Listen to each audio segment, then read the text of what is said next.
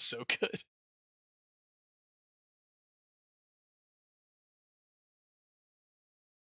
Well, yeah. It's the producers. Nocturne is, well, part of them. Assist, assisted story. You also, it's still salvageable. Whatever demons. I I And think they also generally, took demons from literally every game and made them henchmen. yeah, A I lot of those noticed demons that. were main The main baddies. bosses. Yeah, I saw the thing. I was like, how did the rabbit even get these people on his payroll? What? Like, he went to the future, you know?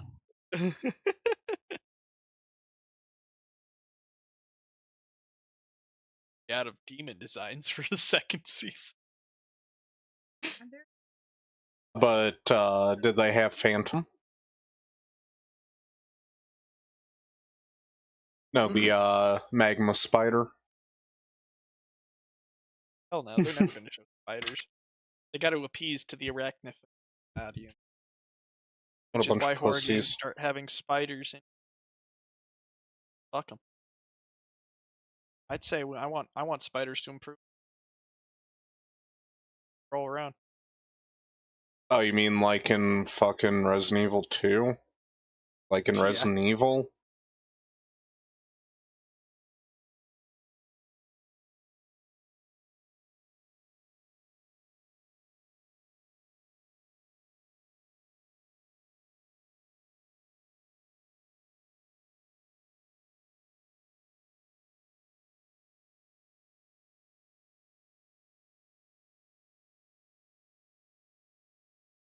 Well, put a pin in that, because you know I'm gonna want to hear it.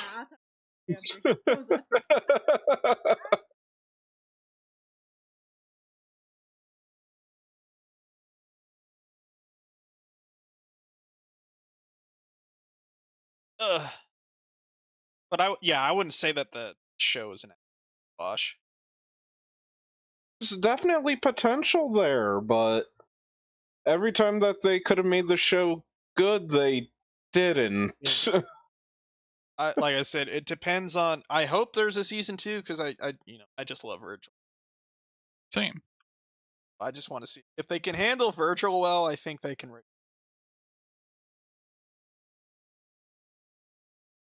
Alrighty, Alright, see you, boy. Cad. Later. では、前に出ます。 Hello, chat. So my delivery order was canceled, so we have an impromptu mukbang stream. Because otherwise I would just be late.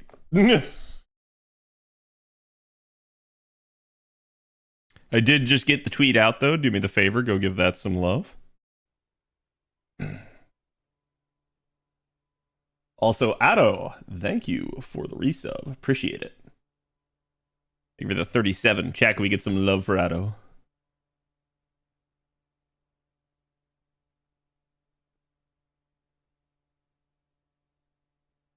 Yeah, I saw that and I was like, dude, hold on.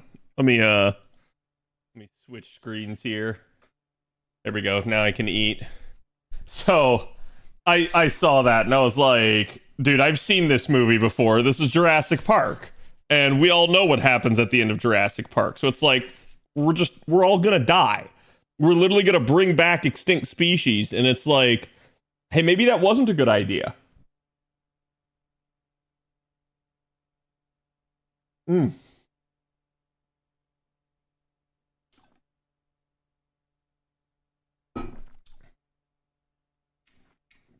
She kind of told you you could lose. Yeah, you weren't wrong. I was surprised. I saw ESPN thinks we only have like a 34% chance to win. And yes, the finals are tonight.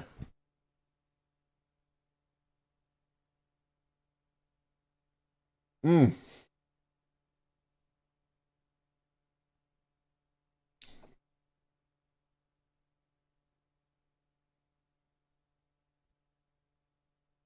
Mm. Hello, Yugi. Give me 1 second here. I don't think my chat is showing the YouTube side. Whoa. Come on and kick me. Doom doom doom doom doom doom doom doom doom doom doom doom.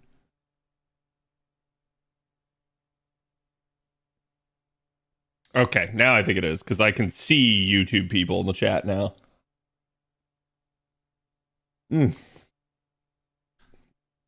How am I doing tonight? I'm doing pretty good. Other than tired. Like I said, Hell Week began for us, so... Also, how is YouTube side of stream? Is it like choppy, or is it good? Because I honest to God can't tell.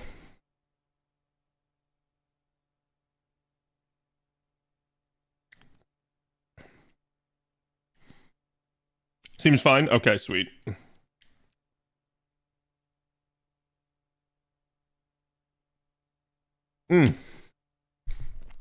Ever had weapons as DLC to Monster Hunter before? No, not really. They've added like layered skins, so like the transmog, but not actual weapons. They're pretty like set with what weapons they're gonna have, because I guess like every single weapon they add, they have to add like so many more animations. And usually like specific interactions with specific monsters. So I guess it's like kind of a nightmare for them. I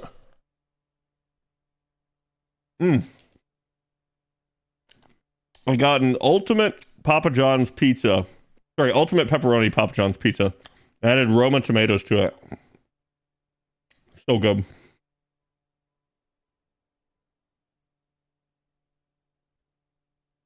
Moldy, thank you for the 1 year. Appreciate it.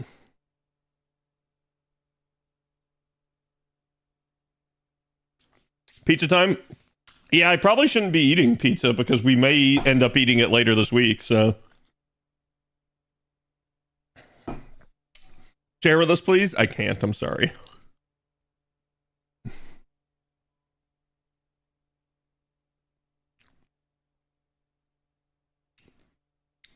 Hello, Kamui.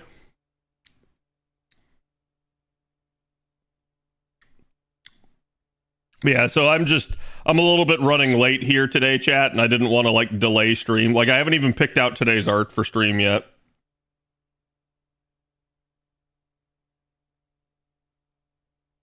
I'm still finishing up this show.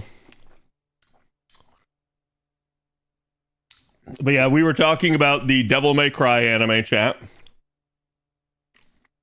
I watched it with Steve on Saturday. It was kind of sad.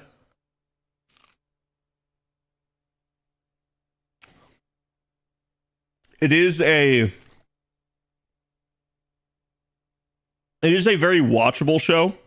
Like, if you've never played any of the Devil May Cry games, it still is enjoyable.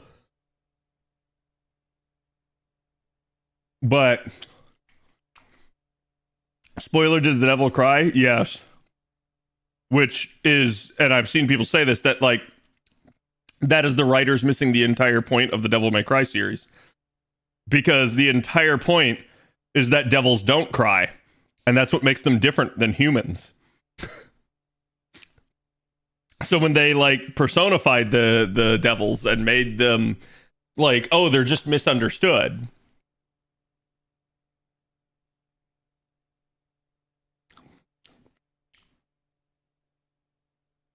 It just kind of wrecks the lore.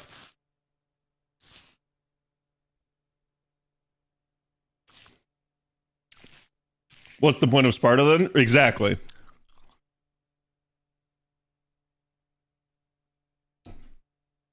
Yeah, Sparta was the exception, not the rule.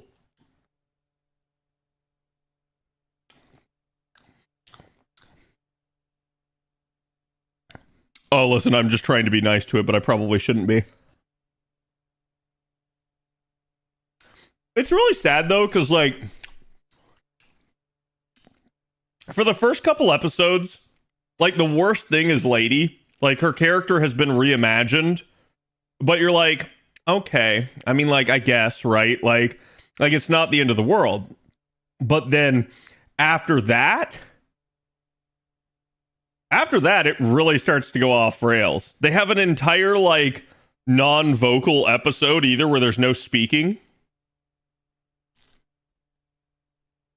And it's easily the worst episode of the entire show. Like, I feel bad for the animators that had to do all that, because legitimately, had that episode been left out of the show would be better.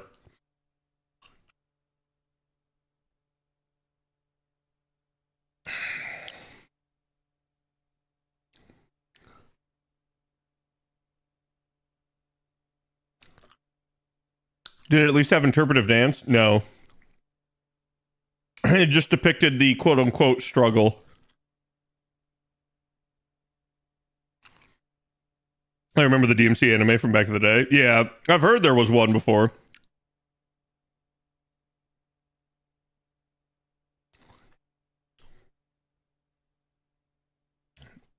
So, like, it ends up really doing the same old tropes that are tired and pointless in Netflix. Like,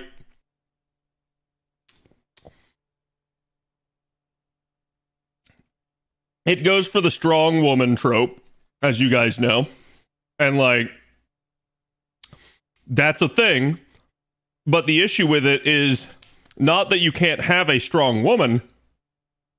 It's every time you try to insert this stronger than normal type of woman into one of these shows, the writers are self-projecting and self-inserting, and they cannot like leave it alone. Leave it alone. So they end up trying to raise the character in prominence, but they don't just stop by raising it in prominence and trying to make it like hey, this is a trusted confidant or like a teammate. This is somebody that's fighting alongside the main character. It's like, no, that's not good enough. They have to make them more important. And so whenever they try to do that, they end up sidelining the main character. And it actually ends up hijacking the show and making the entire experience worse. I see a lot of people be like, oh, people are just sexist that believe this. And I'm like, no, it's just actually bad writing. It's actually bad storytelling. You're not giving the main character the time that they need and the focus that they need, and you're subverting it by giving it to this other character who is not the main focus and not the reason why people are watching the show. So it naturally ends up making the entire thing worse.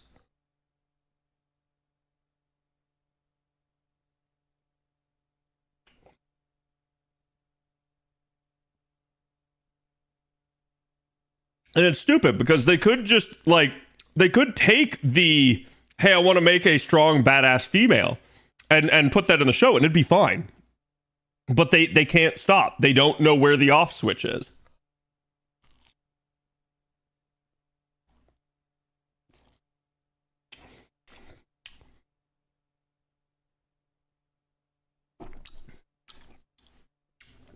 Like an alien, right? Yeah, but now imagine if Sigourney Weaver from Alien had to be in the same show as Dante from Devil May Cry. One of those two is getting sidelined. So it doesn't matter what you do. It's like you've either elevated the character for no purpose, or you have sat there and sidelined the main character. And it just, yeah, you're right. It doesn't work, right? So it's like you can make other members of a party important, impactful, and badass. But you can't make them the main character. If that's the case, give them a spinoff, right? Like give them their own series.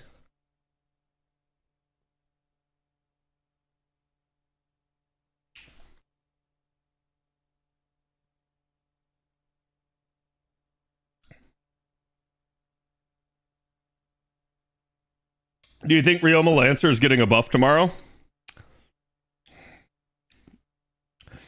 I would not presume, but I hope he does.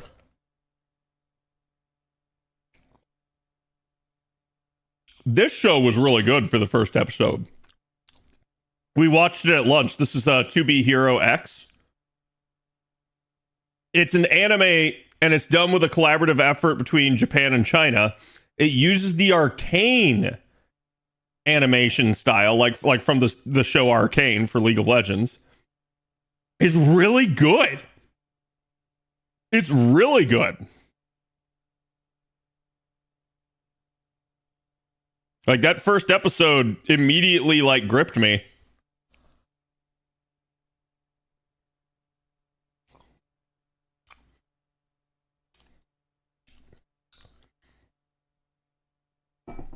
Yeah, they actually managed to pull off the 3D and 2D blend together, which is surprising because most shows can't do that.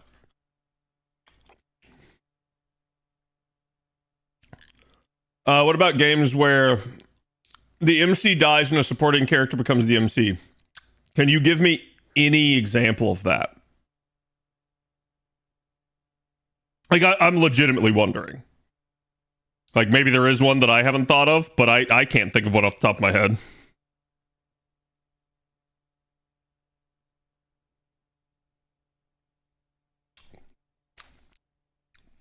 I haven't seen the original Arzus, so I couldn't say, but I'm gonna bet the JP one is better.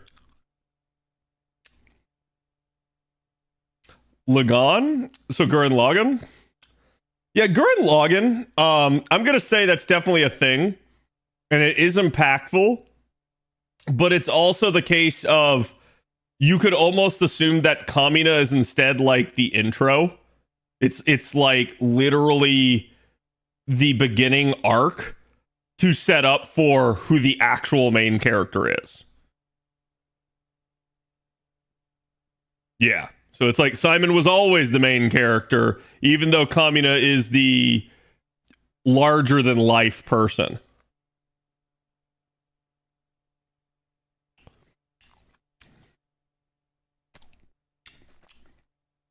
Danganronpa? I haven't played it, so that one I'm not sure of.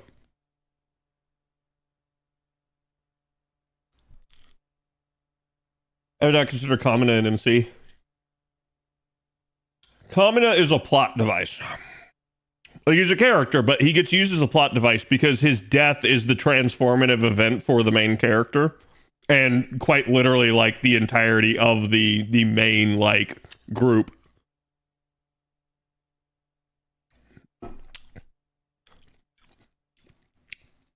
It's like Game of Thrones and Ned Stark. Yeah, and at least in like Game of Thrones, you can make the argument that there's no true one main character. But like, again, could you do something like that? Yes, but it must absolutely be handled correctly.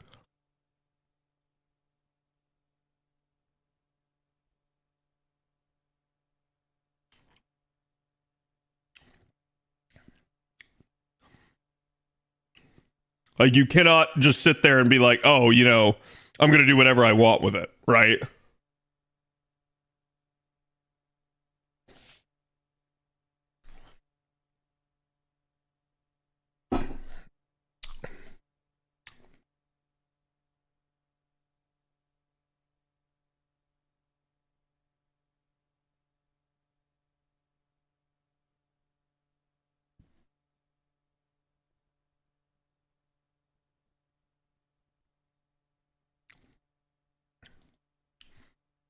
Hmm.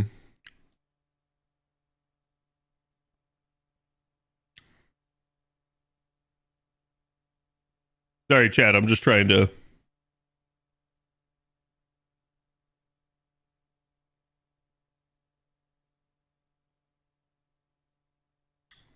That was the chat background. Interesting. Why is the chat background messed up?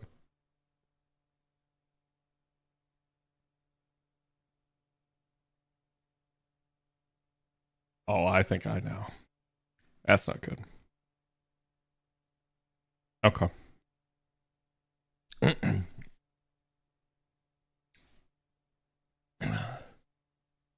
Just look at the world hit that is Rings of Power. Yeah. Yeah, just like Rings of Power.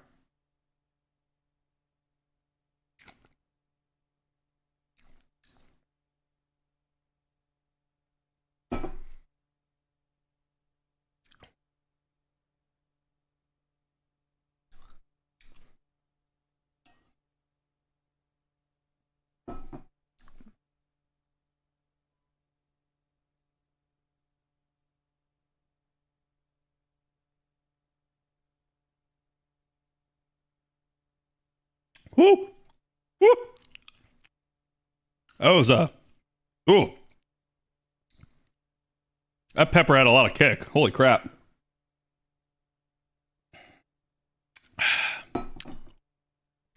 Ah. It was pretty rough, to put it nicely. Yeah, like I said, like the first couple episodes were okay. It went downhill from there. They did things they never should have done.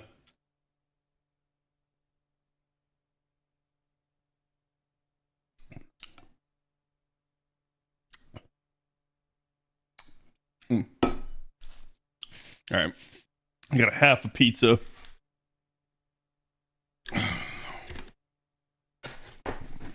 Chat, let me go put this back. I'll be right back.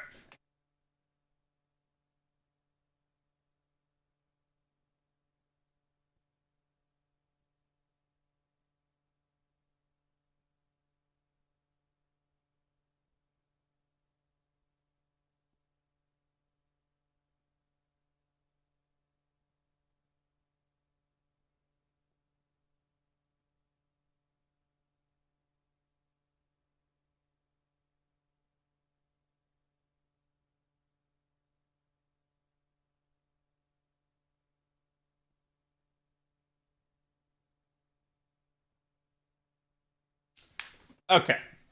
Sorry about that.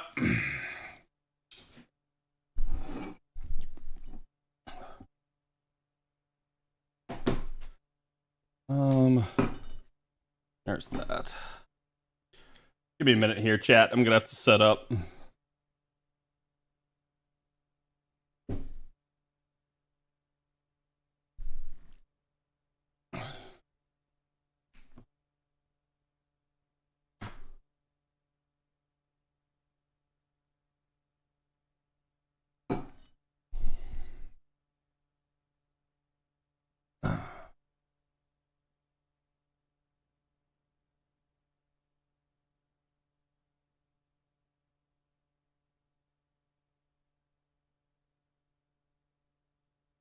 Let's see. I need new artwork for today.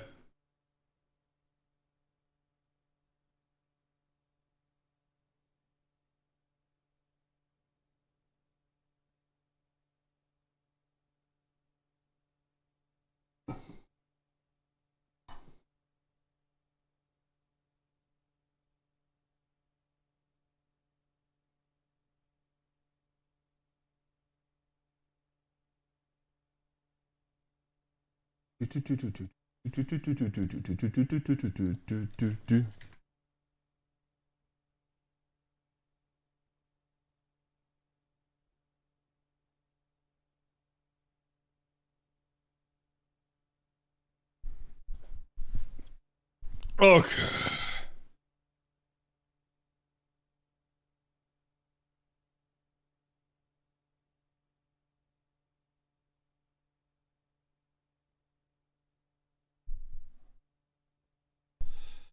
Oh, the black screen's still up. There we go. That is yesterday's artwork, chat, so you can still grab it real quick if you type it in. Type an exclamation point art. But I am switching, so. Sorry, when I said yesterday, I meant Friday. So my college basketball team is in the finals for March Madness. So that game is literally in like an hour.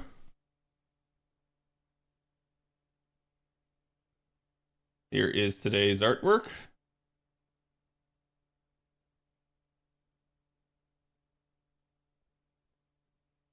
Make sure you guys go give the artist some love. I also did get my tweet out. I don't think I said anything at the beginning of stream, but feel free to go give that some love too.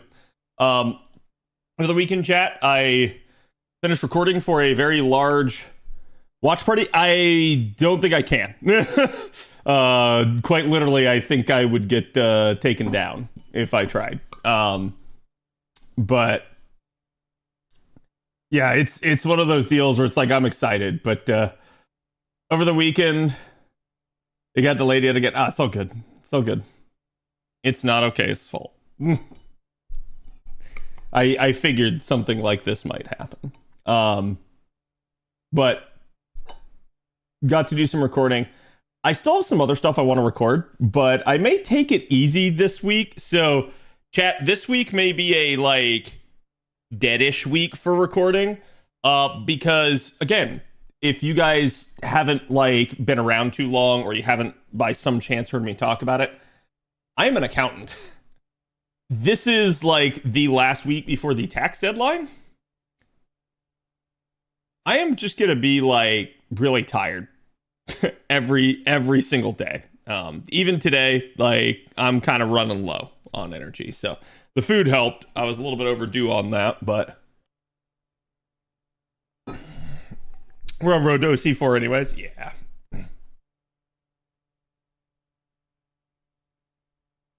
CAD suffer alive. Look at CAD. Yes. But yeah, so it's just one of those deals where it's like, this is how things are going to be for me for at least the next week. Just bear with me. Like I said, streams may get canceled. I'll let you guys know if they do.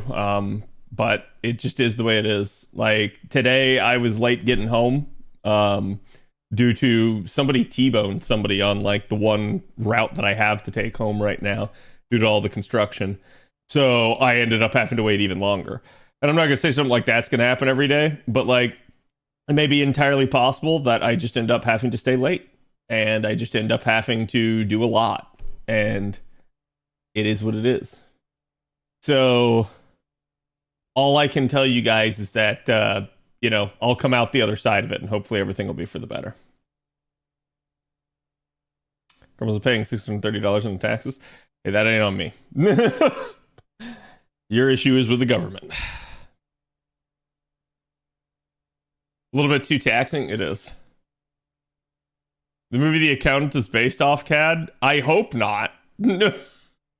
Considering in that movie, what's his face? God, why can't I? Ben Affleck. Ben Affleck just goes around shooting people.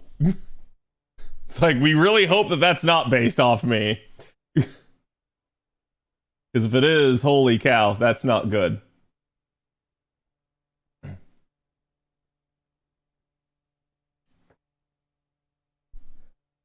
He hasn't read mine. I did read yours.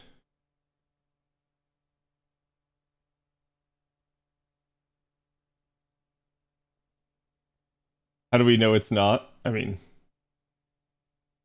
I still haven't finished, because of the hurricane deadlines, I still haven't finished my last year's return. It was funny because one of my coworkers came up to me like, hey, have you finished that? And I was like, oh shit, I haven't. So, in a weird way, I had even more time to do it. 20, wow. That's right. Thank you for the 20 months. Appreciate it, Purse. Chat, can we get some love? There's really not too much going on with FGO at the moment, and that's probably for the better. I think like this will be a nice week as well to relax some with some variety.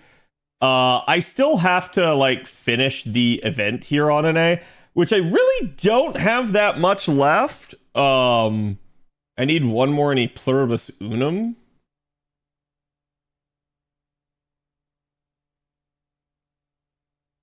And I have to like finish Setanta, which I haven't touched.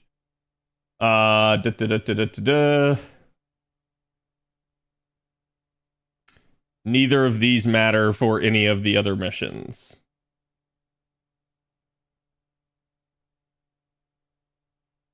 Yeah,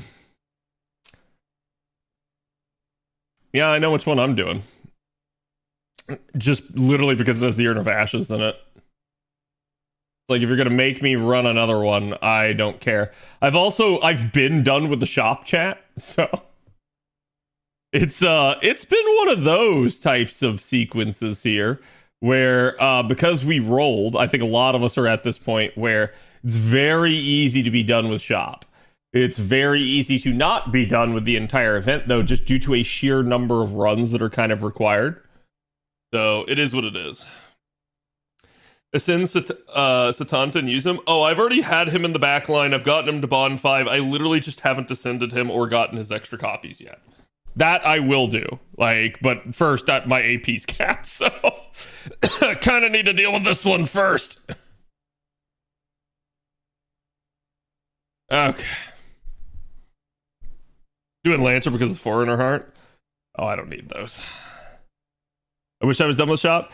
Yeah, this is one of those weird deals where, to be fair, I think this event was incorrectly tuned.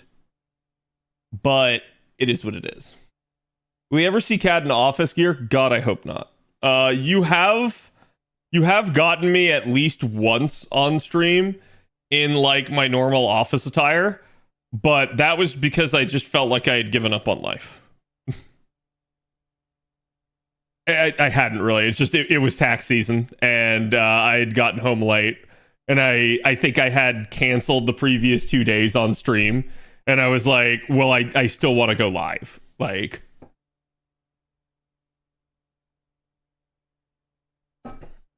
Oh yeah, if it happens any week, it'll probably be this one. But Chad, I'm gonna be real with you. I think I'd rather just delay stream by 15 minutes than do that again.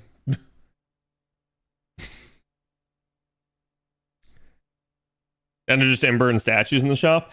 I only have statues, and I don't need the statues. So it's one of those weird instances of like, I have so much, but I don't need it. Not everybody runs into that, but it is fine. The longer you play FGO, the more likely you are to run into circumstances like that. Like, it's really weird because I don't know how much I have to like farm for future sake. Like most of the farming I need to do right now is in 6.5 and 7. That's it. That's literally it. And like, it's most because those haven't appeared in lottos. Those haven't like been a part of like raid events necessarily to grind them out. So it's like, I need a lot of them. I rolled all of the units, and there's not a easy clear for most of those materials. Whereas like subsequent ordeal call units, like I said, I don't even think I'm rolling ordeal call 1. So at that point, it becomes a like, how much do I even need the resources from it, right? I will probably ordeal call 2. I'll probably roll at least Marie Alter. And I haven't determined if I want to get like King of the Crag or something. Not a huge fan of his design. His kit is really good, but his design, I actually feel like it's inferior to original Dante. Sorry, Dante's. Too much discussion of Devil May Cry. Lasagna is good. Nice. Yeah, let me take a look. You put it in food posting?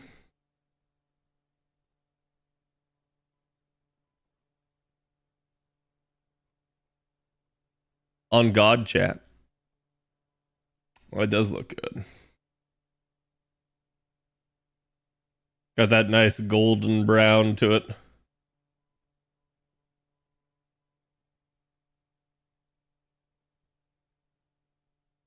Speaking of OG Dante, that guy needs a buff. No, he's good.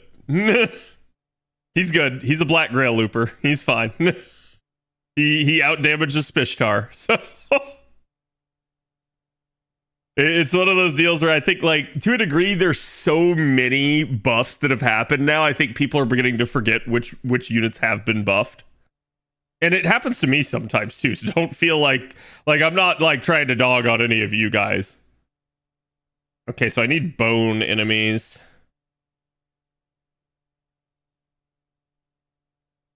Garfield approved. I read that as girlfriend approved. Bony boys are Septum, is it? Yep.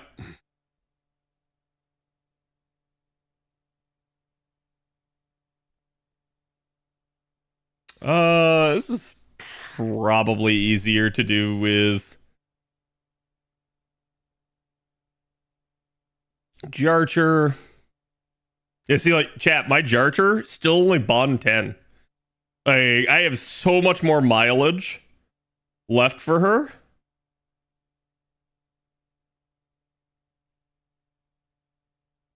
Let's go with that. Or can rotate. That should be fine.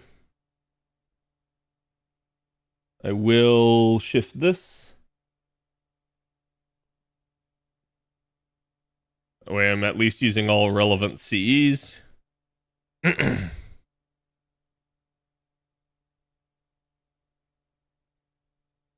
offer you in chat to play it if I could. Thank you. At least you offered to share.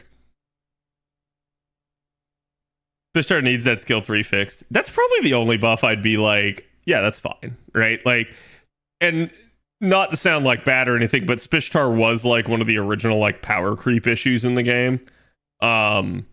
In the sense that like when she came out, she just immediately like supplanted a lot of other like characters. But in that regard, I still feel like her damage is fine. Yeah, she does get beat by a couple of the other Avengers now, but that's actually kind of a good thing balance-wise.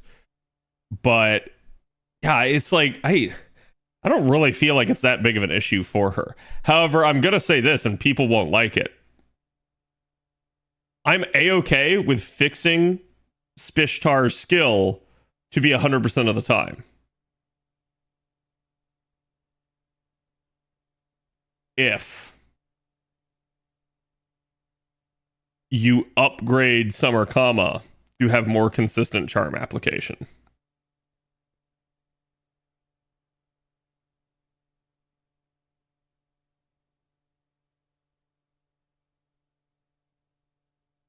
Just saying.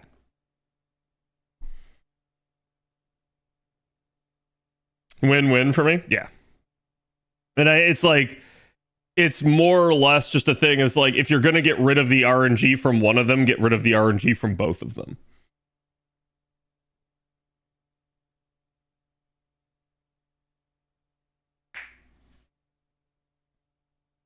Mr. also gets 2 stages. Nope. Nope. Can't allow that one. That one enhances her damage.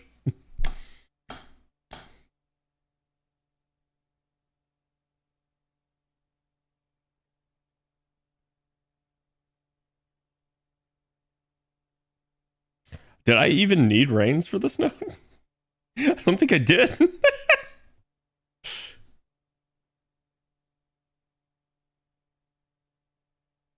There's so many mana bursts left to fix, like Fian or Sieg. Yeah, it's weird because I don't feel like mana burst itself inherently needs a fix. It's not like mana burst is a bad skill, but this is a power creep issue again, where we start to have more and more units in the game. So like, chat, do you remember in the past we had people being like, what was the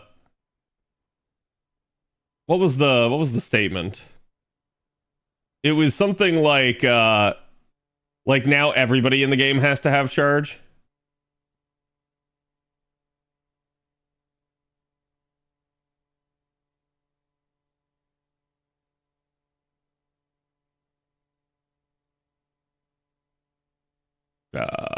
Blah. That's an R.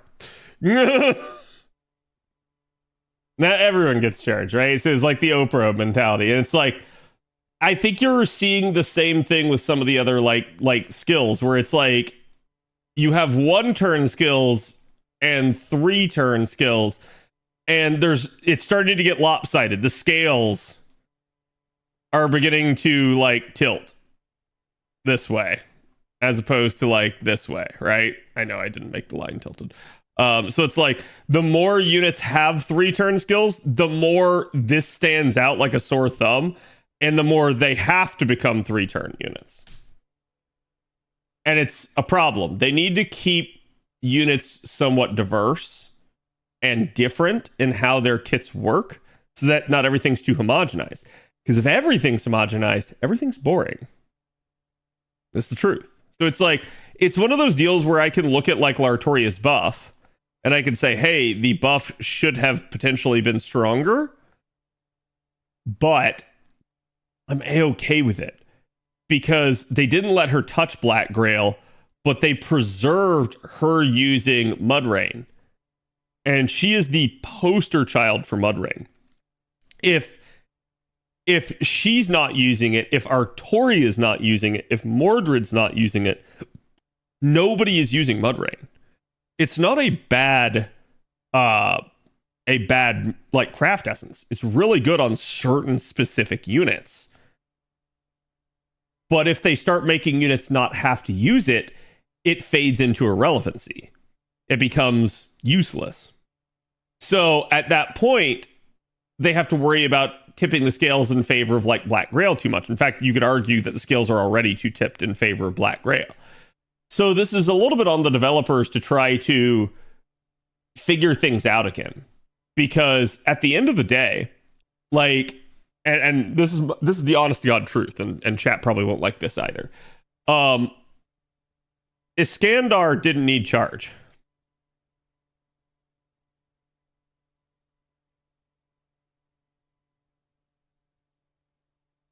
What Iskandar needed was more damage. Way more damage, in fact. And that sounds really weird, right? Because it's like, what do you mean, Cad? He was already like the top raw damage dealer. Well, that's just it. If you wanted to make Iskandar different from everybody else, you don't give him charge. What you do is you just give him way more raw damage output. And then he equals out with other units that have more charge that get to use more craft essences. But the devs have not gone that route. Like I said, somewhere around like, I want to say it's around like year 5, they start to ditch this mentality. They really do. And it may have been even sooner. They may have been like already ditching it probably back in the Scotty era. And we just didn't really notice it. But it was this idea that you have this balance between charge and damage. And when one goes up, the other goes down. Or when one goes up, the other goes down. And the idea is that it's a balancing act. The more damage you have, the less charge you need. The more charge you have, the less damage you receive. And the reason why is because charge and damage could almost be equated. Not quite, but the idea was such that the more charge you had, the better craft essences you had access to. The better craft essences you have access to, the more firepower you can amplify with those craft essences. So it offset having less damage to some degree. And so it's weird. Like you start to look at this and you start to go like, why did they stop? Because that was a good thing. That did make kits very diverse. However, there is a difference when it comes to non-farming. In farming applications, quite literally, yeah, you could get away. If you had this in effect, you could still use this because you could just slap a K-scope on somebody that had no charge and make them deal really good damage still. So wherein lies the problem? It's quite literally that units that have charge have a natural advantage over units that don't. Because they get to an MP again faster. They get to it easier. So when you start comparing that down a stretch of turns, it starts to still favor the unit with charge. So in a weird way, they're not equal. They're equal at first glance, but they're not. Oh, baby.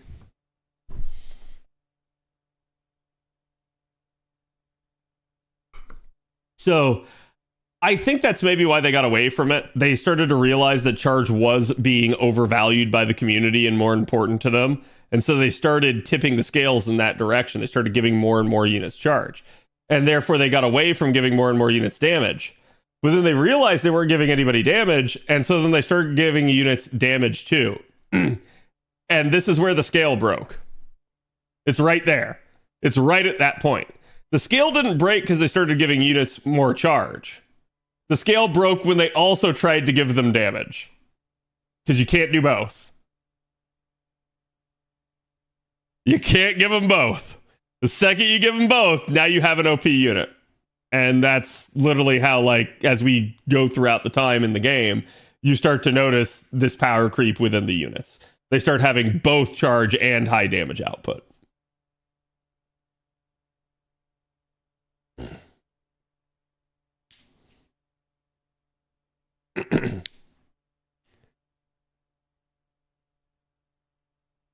Where for one turn he does okay damage, but then his damage sucks. See, I wouldn't say that his damage sucks, but I would say that yes, it is reduced, right? But the idea behind this is the concept that in a given, like, let's say you're talking about farming specifically, right? Well, in a farm, you usually have 3 waves. And which wave do you need to deal the most damage on?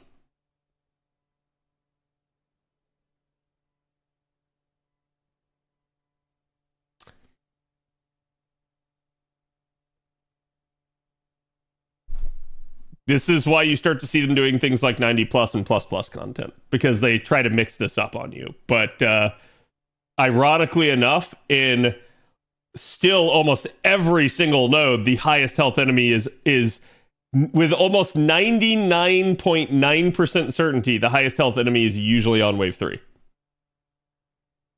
It doesn't mean that there's not a high health enemy in wave 1 or 2. There may be, but that's just in addition to the one that's on wave 3. So when you know that, you can factor it in. You can build around it.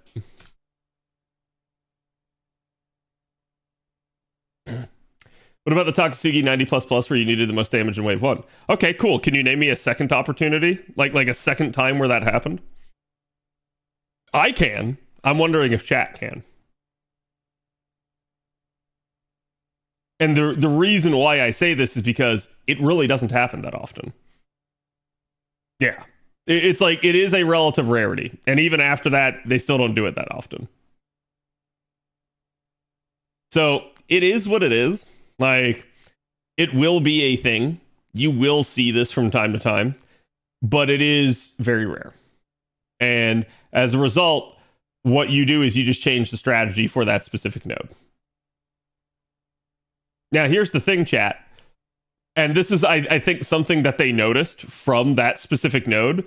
If you put the high health enemy, the HHE, in wave 1, who's good at that? Who like do your 1 turn units like handle that? Like where they have 1 turn of burst, or your 3 turn units?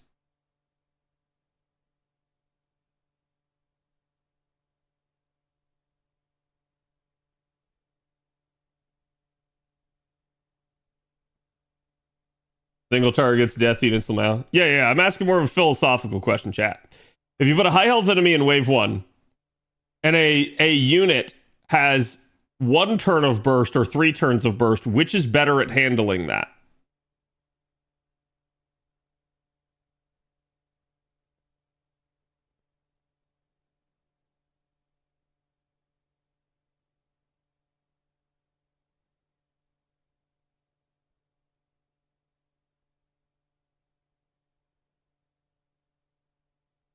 Interesting question, isn't it? Do you want to know why you guys seem a little confused? The answer is neither. Neither unit handles that better. Because with a 3-turn unit, they usually ramp, which means they still want the maximum damage by wave 3. With a 1-turn unit, they burst, but then they go down. And if there is anything high health in wave 3, they're screwed there too.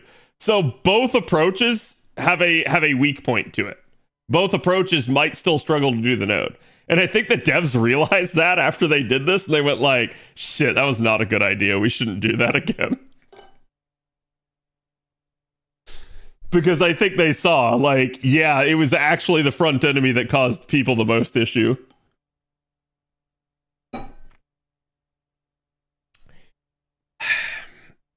naturally strong units are usually strong because they ramp after 3 turns.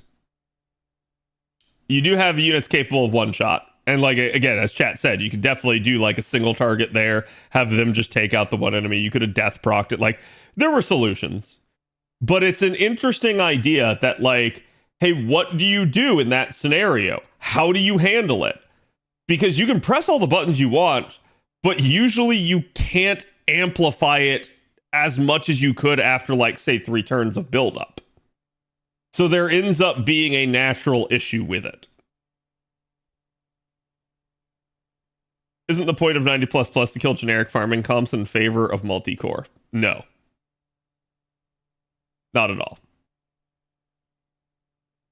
You want the real reason for 90++?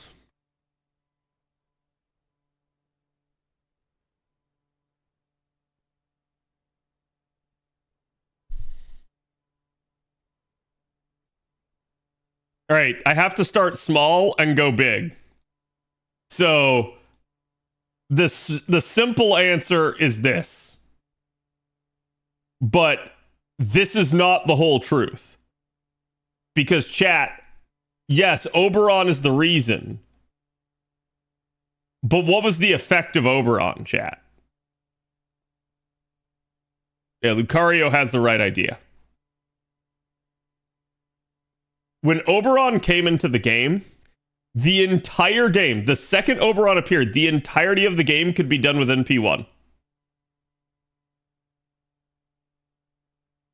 That's not a good business model. Because if everything in the game can be done with NP1, why do you need second NP copies?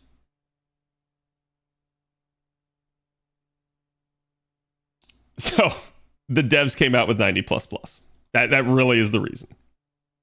Like, 90+, you could say the goal of this was to shake up the farming meta. 90++ was not that goal. 90++ was like, shit, we ain't making money unless we do this. And like, don't get me wrong, you'd still have the people that would like wail for their waifu and stuff like that. But I think the devs looked at that and they went like, yeah, this isn't going well for us. We fucked up. We forgore if we give people too much money or too much power, they know have to do thing. Wouldn't the devs rather sell you 7 NP1s than 1 NP5? That's a good point, Lucky. I agree with that. But then there's another problem. You guys are hitting all my talking points today. Oh, man. We have what we like to call SMUs. Super meta units. So, you're right.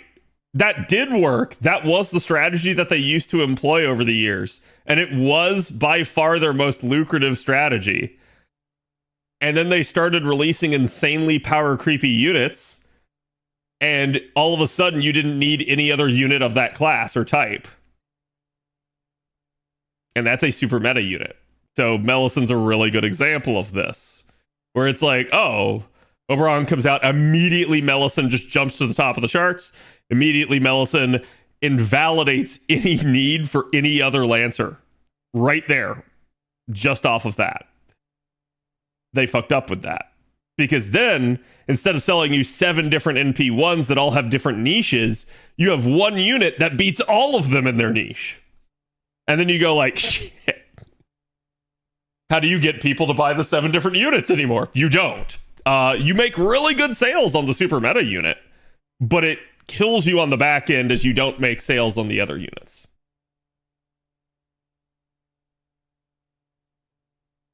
Netty Plus is an environment where 1 MP5 would work on everything, like Spishtar. Yeah. Yep. Yeah. I do think that was the idea behind 90++. It was this idea that we get away from the NP5 120 carrying literally everything, and we move more towards a strategy where you need to actually have different units, and you need to have them at a higher NP level. And that's why, like, when people ask me, hey, Cad, what's your recommendation for this unit? A lot of the times you'll now hear me say NP2. And then people will be like, wait, what, CAD, no, I don't want to. And I'll be like, that's fine, you don't have to, because no one's going to force you to do 90 plus plus in 3 turns. And that's the truth. Like you don't have to do this. The devs want you to think that you have to do this, but you don't have to do this.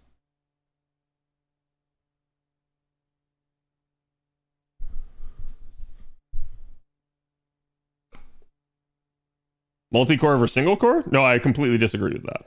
I've heard a lot of people say that 90 plus plus kills literally like single damage dealer comps. And yet, literally, the vast majority of my 90 plus plus runs are with single damage dealer. It's very rare that I actually use multiple damage dealers for that. And the reason why is because I have really strong units. And then people are going to sit there and they're going to be like, well, wait, hold on, but that doesn't...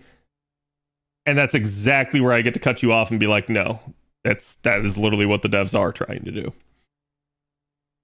They're trying to get people to do stuff like that. Whereas if 90 plus plus did not exist, there wouldn't be a reason. Again, you could do literally everything in the game, every single 90 plus node with just MP1. Man, that's the truth.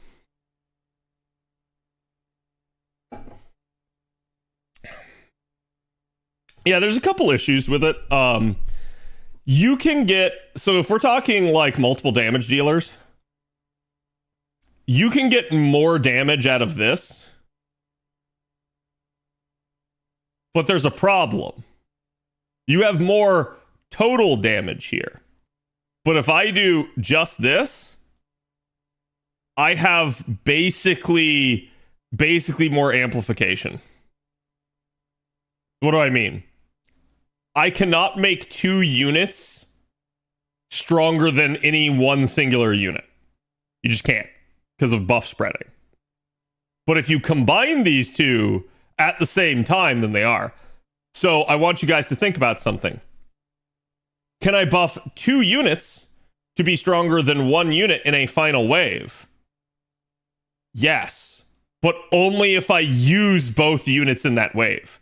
If I, say, used unit number 1 on turn 1, and then unit number 2 on turns 2 and 3, unit number 2 is not stronger than me just amping the 1 unit. It can't be. Like, literally, just due to the way of buff spreading in the game works. So, the only way it works is if you double up the NP. And that can be done, but you're going to have some issues.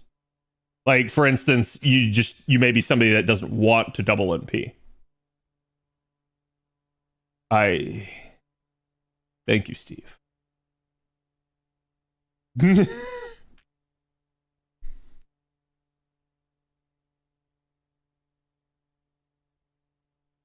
a legion of MP5s? No, I don't think it necessarily even takes a legion of MP5s.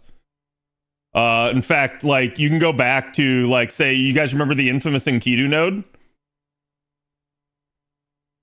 was literally our very first 90 plus plus. Did you need an NP5 to do that? Did you need multiple damage dealers to do that? Nope.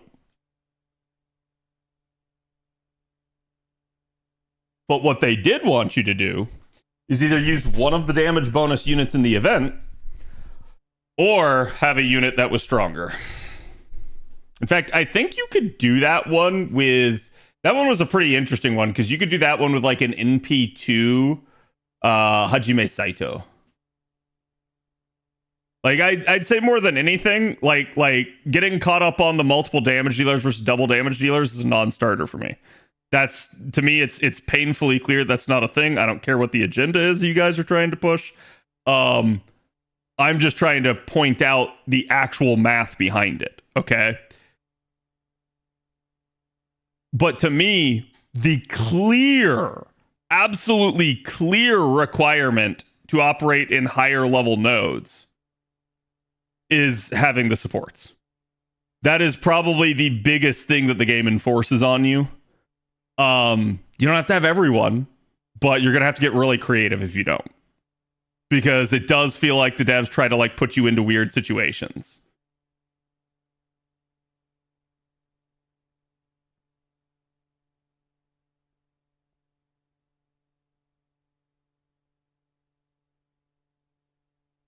There's never been a 90 plus plus like the Enkidu node?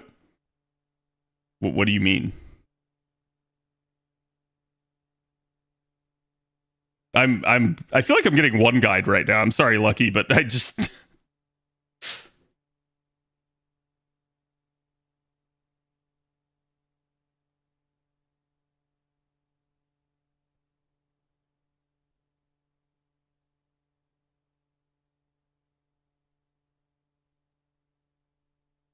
do we still need to roll on Nero Bride or Reigns? It's a good idea too.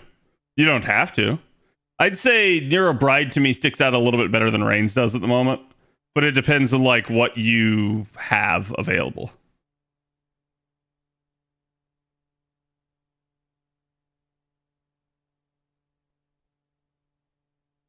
As someone who only has Koyan at the 90 plus plus are usually just a one-time clear for the reward. Yeah, that's what I'm saying. I feel like more than anything, they kind of like hard keep you out. If you care about like 3 turning, right? You're probably not going to be able to do it without the meta sports. If you don't care about 3 turning, then yeah, I mean, I guess the sky's the limit.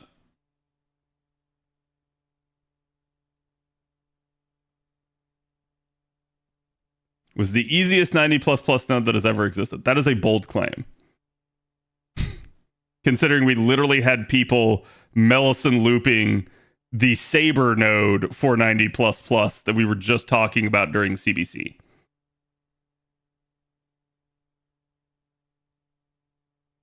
Was that what nightmare about FGO? Yeah.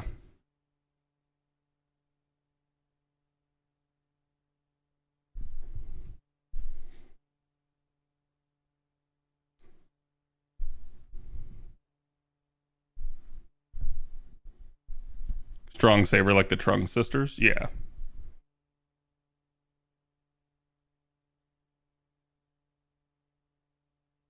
Cat, out of topic, but which append skill do you prioritize for Draco? It really doesn't matter in the grand scheme of things. I like the mana loading just so I can use her a little bit more, but if you're going to use her in like more challenge content, then probably the extra attack is probably the best. I think later on down the line, things like the 5th append have value, but it's kind of weird at this point.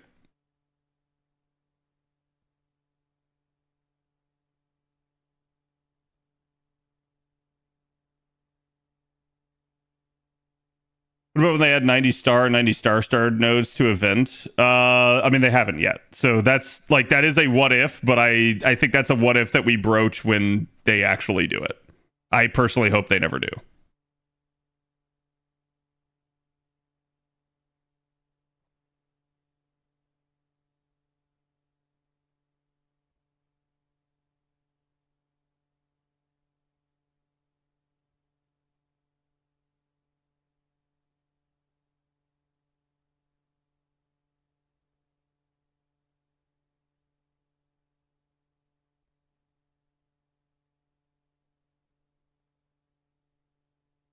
Had a nightmare. The devs introduced a 100 plus plus plus node with a 1 million HP ruler boss solo.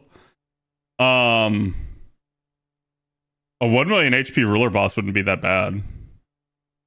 We get some really strong Avengers.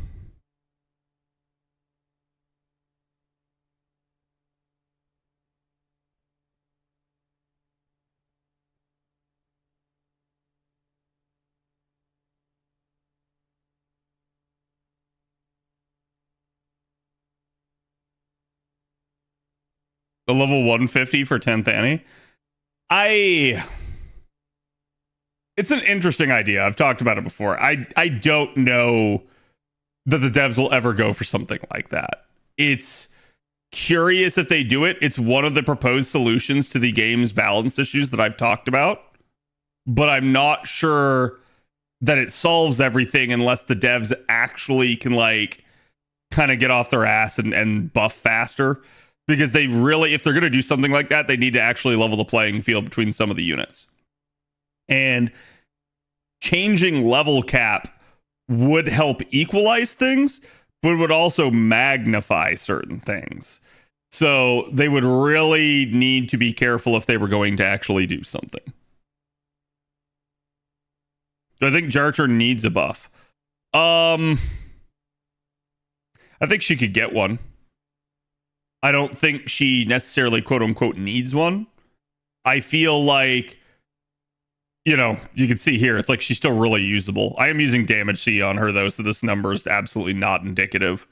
But I'm running around with an NP5 Jarcher, right? Like as opposed to somebody else that might have like an NP1.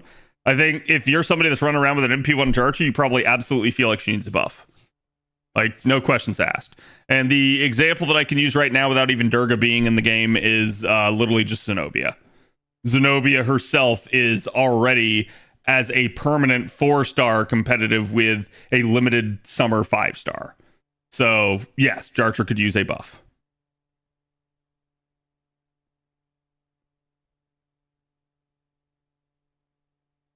As long as 150 doesn't need more coins. I don't see them touching coin system. Not ever again.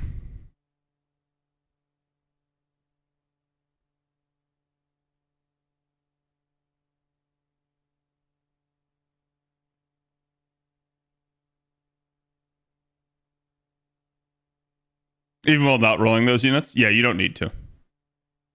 This is also why I tell people, like, hey, in some of the cases, like, you're going to roll the unit, you might want to go for the second copy. Because a lot of the time, people already have a much more robust other option. So it's like, if you really want the unit to be, like, standing toe-to-toe with some of your already existing ones, doing the same nodes as them, you probably need them to also be robust as well. But it depends.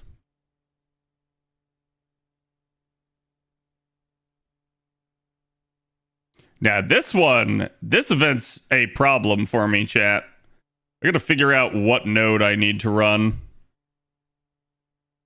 Because I think it's mission 55 is what I need in order to progress the event. I didn't have time to look at it this morning. No Bond 20 ever then. At this point, the devs have stated that they are not looking to do Bond 20 anytime soon.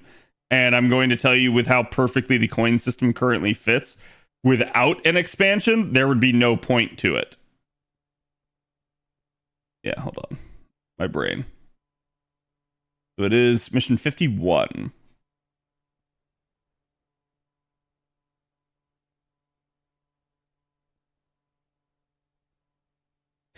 '51 is defeat 5 Archer class servants. Archer, or sorry, not Archer, Caster. Brain.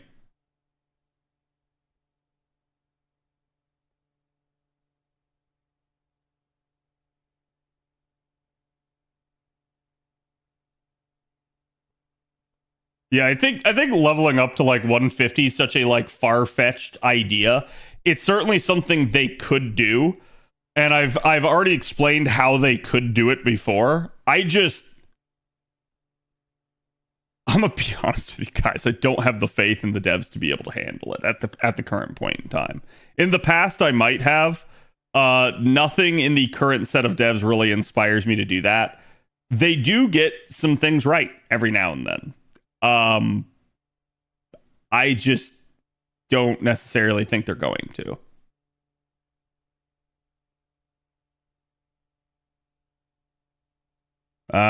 Gold is what I need. Well, I guess technically silver.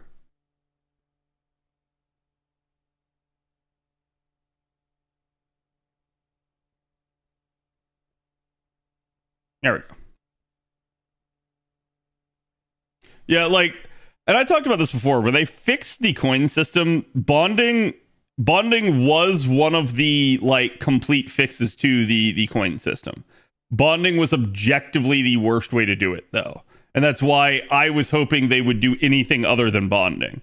Because bonding was finite, bonding was slow, but at least bonding was a total fix, as opposed to, like, I don't know, if they just, like, I saw some people proposing, like, oh, I hope they give out more coins for rolling copies.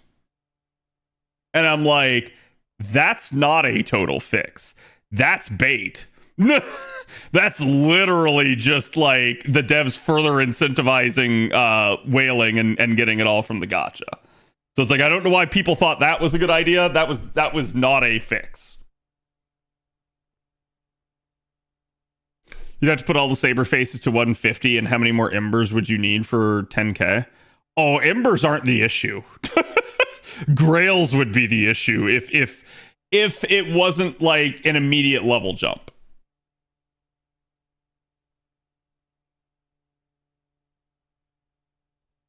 They've just made Bond after 15 unlimited, but it's very inefficient with like maybe 1 cent quartz. I've already talked about the best way they could fix it. The like, chat, you don't need Bond 20. Like, ask yourself why you want more Bond. Why do you want more Bond, chat?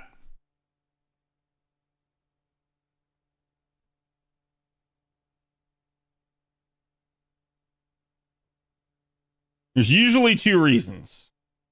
More coins? Yeah, I mean, I guess to a degree, right? Like, but the idea behind it is that usually the 2 reasons that I see people list are they want more bonds so they can keep using the unit like efficiently, right? Or they want more bond for more rewards. Now, I guess you could include coins in that, but coins probably are not the real reason that most people are going to do number 2. People are doing number 2 for quartz. Now, could you go to Bond 20 and it would solve these issues? Yeah, temporarily. So y'all know, I've talked about it before, but if they do Bond overflow,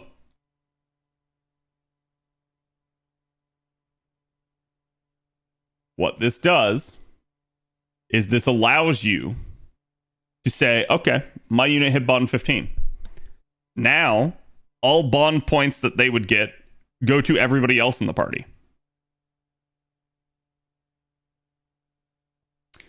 What does that do? Well, that means you still get to keep using your units and bonding efficiently.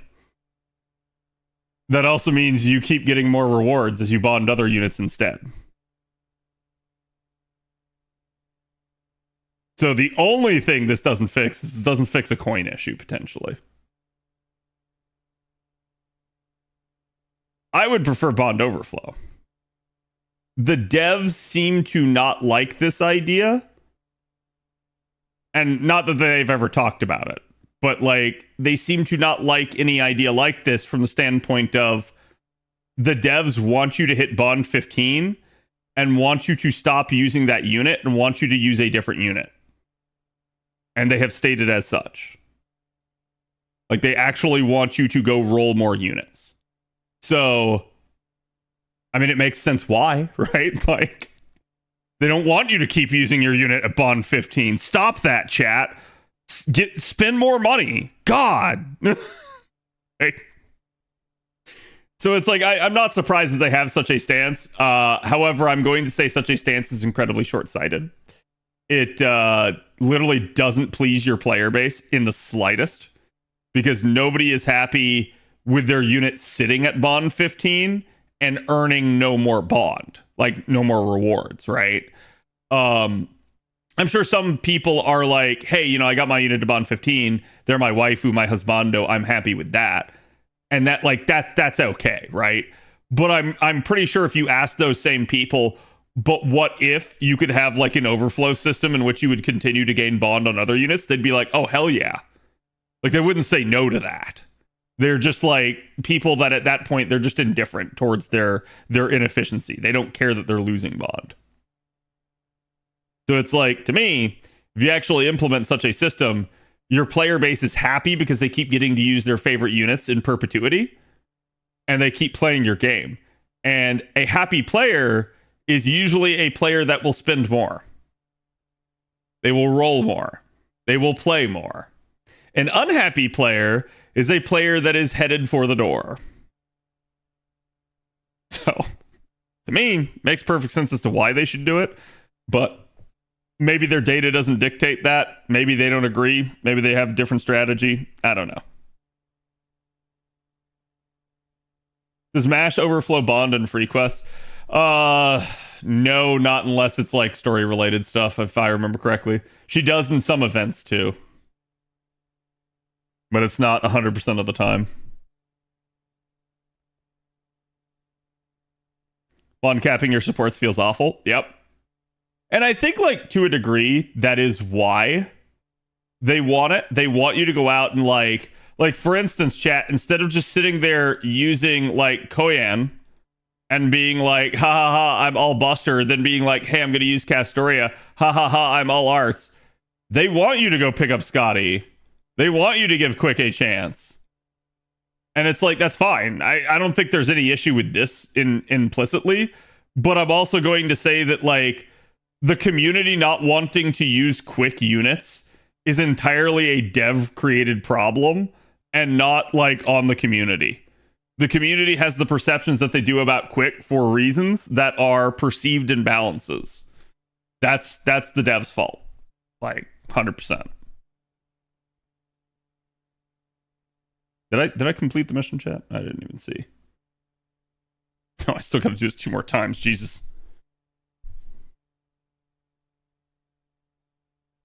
Is only 80% efficient in most common case. Yeah. I mean, I think even if you didn't do 100% efficiency, people would still be happy to have it. I would certainly prefer 100%, but that may be, you know, wishful thinking. Because just like with the coin situation, there were numerous solutions to servant coins. The devs picked objectively the worst. Why? Because in their eyes, it's objectively the best. It benefits them the most. It benefits the player the least. So in these sorts of solutions, you know, in the past, I'm going to say, like, FGO hasn't been super greedy on things, but I am noticing now, like, in the past couple of years here, the devs have been extremely profit oriented compared to how they used to be. I'm not sure if that's a change at the top, like if that's like, hey, now Aniplex and Lasengle are a thing rather than Delightworks, or it may just be a case of like, hey, as the game has come down from its zenith, it's not as popular as it used to be. It may be making less money overall, and so they feel the crunch, I guess. I don't know. And it's like, oh, well, now we need to make more money, and here's how we'll do it. And I think, like, you can literally look at, like, servant coins and NP6, and that right there makes my entire case for me. We don't even need any other instance of example other than that right there. Because as a developer, you don't do something like that unless you are trying to just squeeze money out of people. So. And it's like, I do think the devs are pretty fair the rest of the time. But they certainly seem to have their gimmicks at which they extract the money from you. Like, I appreciate them not having, like, a battle pass or a, like, hey, you no longer have a login bonus, you now must pay for a login bonus. Like, that sort of crap I find scummy in other games. I don't like it when it's done. I may play some games that have stuff like that, but it doesn't mean I like it. And I still usually hate the way that sort of stuff is handled. Feel the crunch. Yeah, it's a difficult thing. I've talked about that before too. It's, at the end of the day, we don't know how much money gets reinvested into the game. Like how much money do the devs have to actually spend versus how much goes into Papa Sony and Papa Aniplex's pockets. How much does Nasu have as he sits on his yacht and sips his Mai Tai? You know, typing 1 word a day on the Tsukihime second part.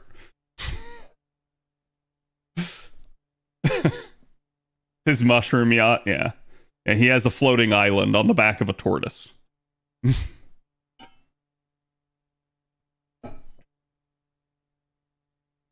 Fate Extra Records still MIA. Yeah, I mean, we'll see, right? Maybe it too is delayed like the Switch 2. I realized even more how much I missed the voice acting. The event is not that big. It could have been voiced without any problems, right? I don't think the issue is problems. Like, it's not that they can't have the voice actors, because they get the voice actors to do a whole lot of stuff for them. I think it's two things. And so, to understand this, you guys need to understand the way voice actors work. Chat, in a given episode of anime, how many actual words do you think are said?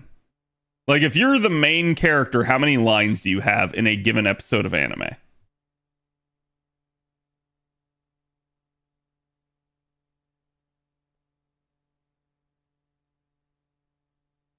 $30,000, $10,000. Wild variances here.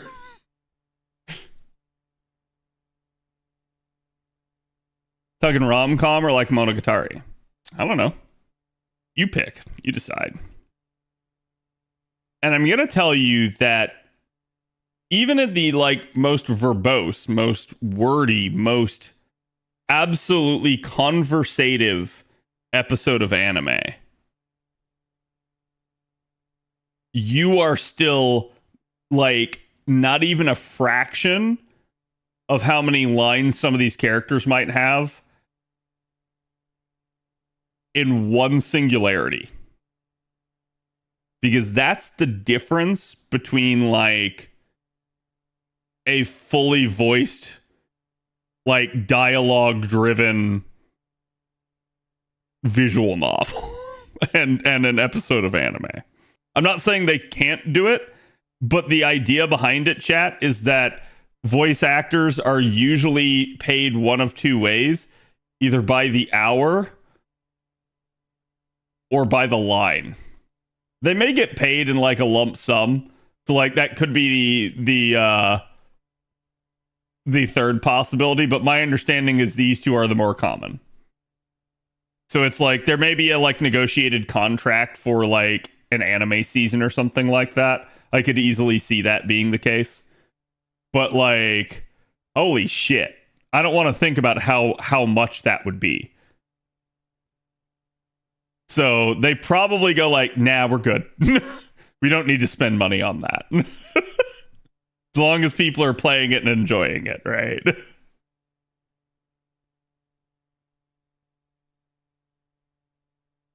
Personally, I wouldn't mind game size if it meant major improvements. I don't think it's a game size issue. I literally think it is a, hey, we just legitimately don't want to spend the money on this because this would come out of our bottom line.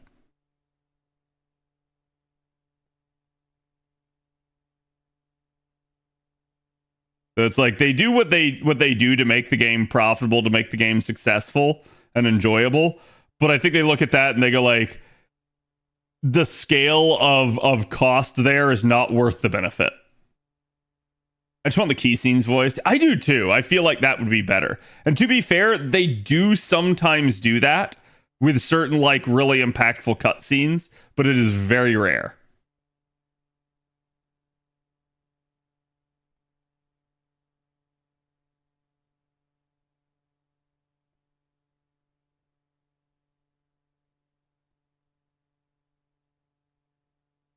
Hoyo games are full 3D, have voice acting, and still make money. So, what if I told you something crazy? And that was that Hoyo being 3D is not a, like, increased cost. So, like, the entire cost of 3D for Hoyo goes into the initial design. That cost them a lot.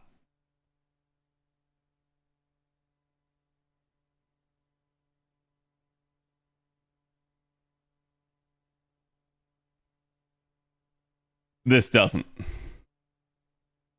And yeah, Age already hit it. It's because they use body types.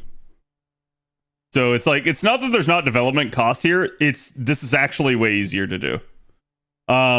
Probably more than this, it's the animations. Because they do have to vary that. And that's probably where all of their cost is. And that's also why they're using the same body type. Like, modeling a body differently doesn't have that much cost associated with it. But if they can keep the models relatively the same, they can reuse animations. And more specifically, they can reuse certain parts of like the way the animation works, like the actual like points for snapping and stuff. So that cuts down on a lot.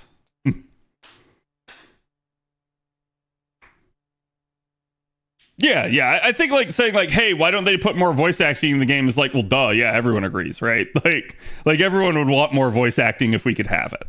I think it's just literally a case of that's probably why they don't, is the sheer like scope and size.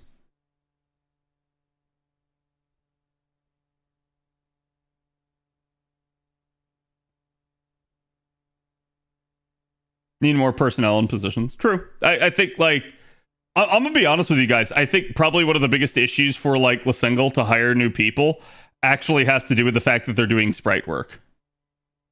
Sprite work in Unity is probably not a very common skill set, and that probably means they're dealing with a very eclectic pool, and it probably means that because they've already pissed some people off within that pool, that this is very difficult for them to hire more people.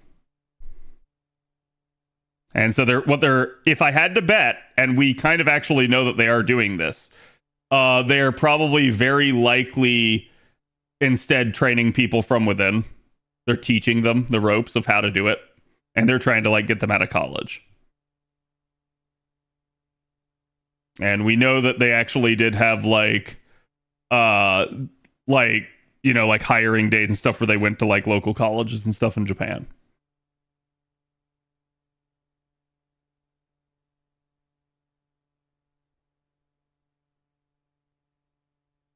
Have to use Ranmaru. Okay. Damn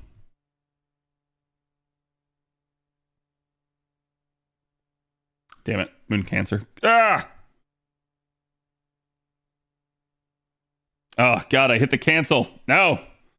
I have my thing sitting right in front of me, so I can't see the button.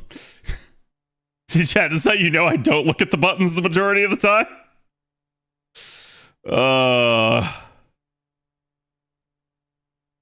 Let's see.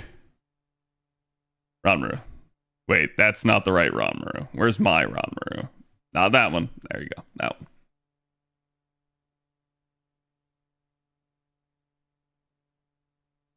I'm doing pretty good, Tacos. How you doing?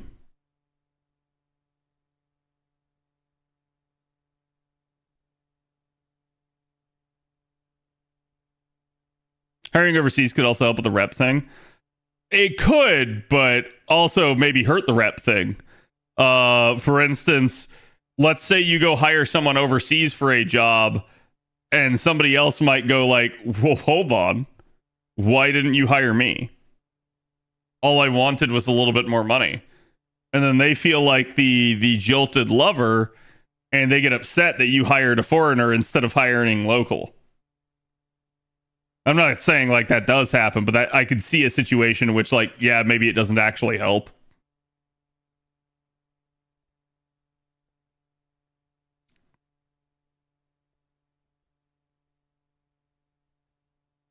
Understand what they were thinking when they updated the Wyvern animations. I mean, they're probably going to update like the animations of just in general anything old that looks bad in the game in a weird way. Like, let's say you took like Ryoma Lancer, right? And you were like, oh my God, like maybe you just think Ryoma Lancer's animations look really bad. Okay. The amount that a player will see Ryoma Lancer's animations pales in comparison to the amount of times that every player will literally have to see Wyvern animations. So that probably is why. They looked at that and they said, this looks really bad. Everybody sees these. Let's fix them. I agree with you. I don't think it needed to be fixed, but I think they saw the value in it.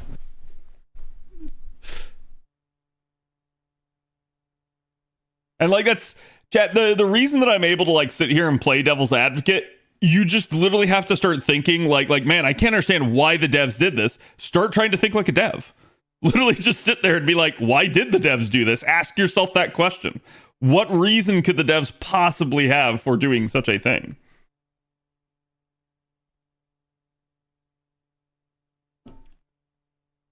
Caster balls are still in the game. Okay. Like who?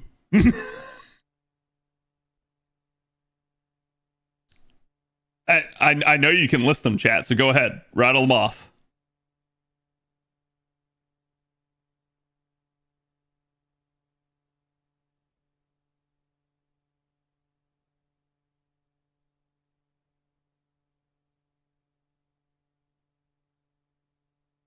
Actually, I think didn't Casper Jules get the animation update? I may be forgetting, but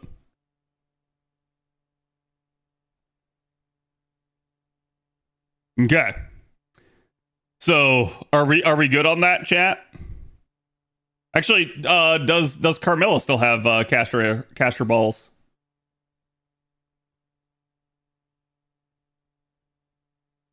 Yes. Okay.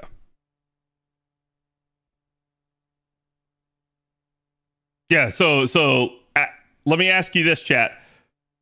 Out of the ones we just listed, when was the last time anybody used one of them?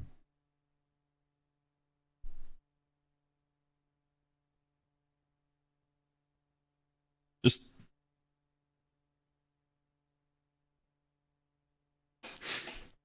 I'm just saying. I'm not trying to shit on them.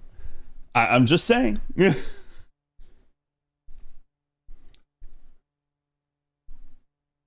Paracelsus is a free-to-play goat cad. I know, he's in my new player guide. I'm simply pointing out that these units are, in a weird way, on the more unused side. They are more free-to-play. They are less popular. And therein, the developer does not feel value in fixing it. Like it's probably there, but it's not high in the pecking order, right? And that's why I'm devil's advocating it.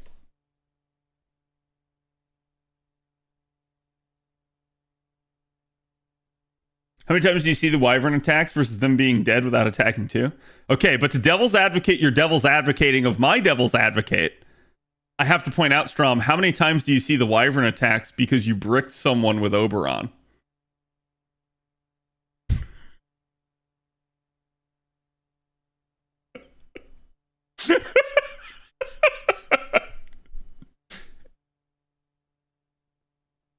She hasn't had that? Okay. I was the one that said, I was like, wait, does Carmilla still have it? I couldn't remember if she did.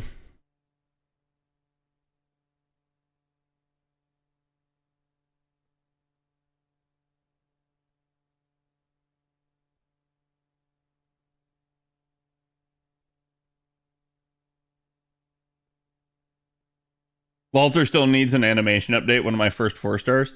Yeah, I wish people would be clear because I see a lot of people so chat, I get to do this, okay? None of y'all get to do this, but I get to do this. So Lartoria gets a buff. And the amount of people that were like, nah, man, Lalter needs the buff. I was like, are you stupid? like Lalter has gotten buffs. Lalter's really good. And then what I noticed is people either didn't know that, or then they morphed the argument into, well, no, she actually needs, like, story. Or, like, well, no, she actually needs an animation update.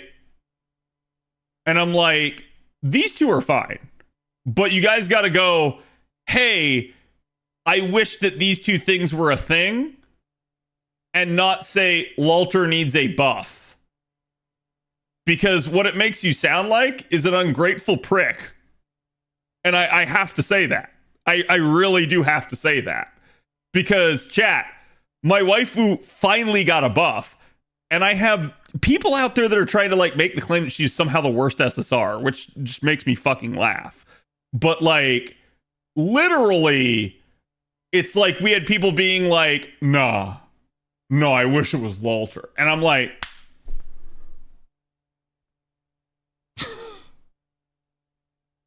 it is literally the least proud that I have ever felt for my Lalter brothers. Okay? Like, y'all should know.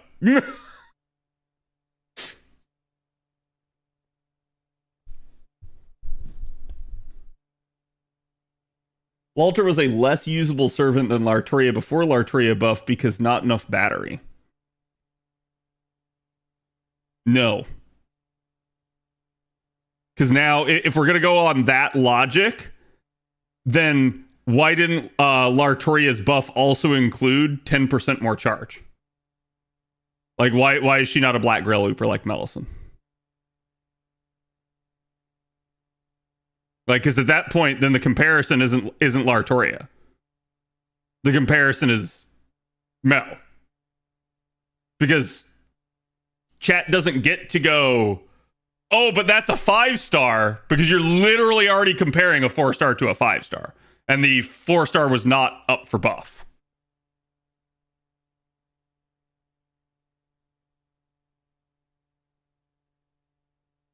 The amount of people who don't know that some units have been buffed and still talk like they don't.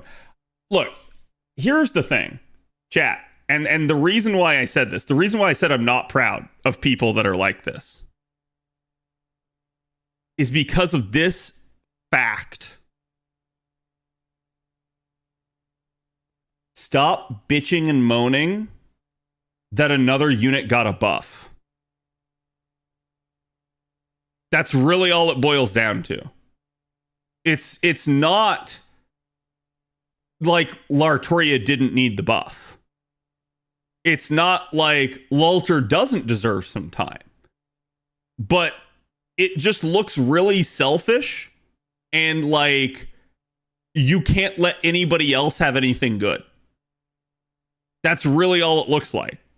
It's like, well, I didn't get the thing I want, so you can't be happy too.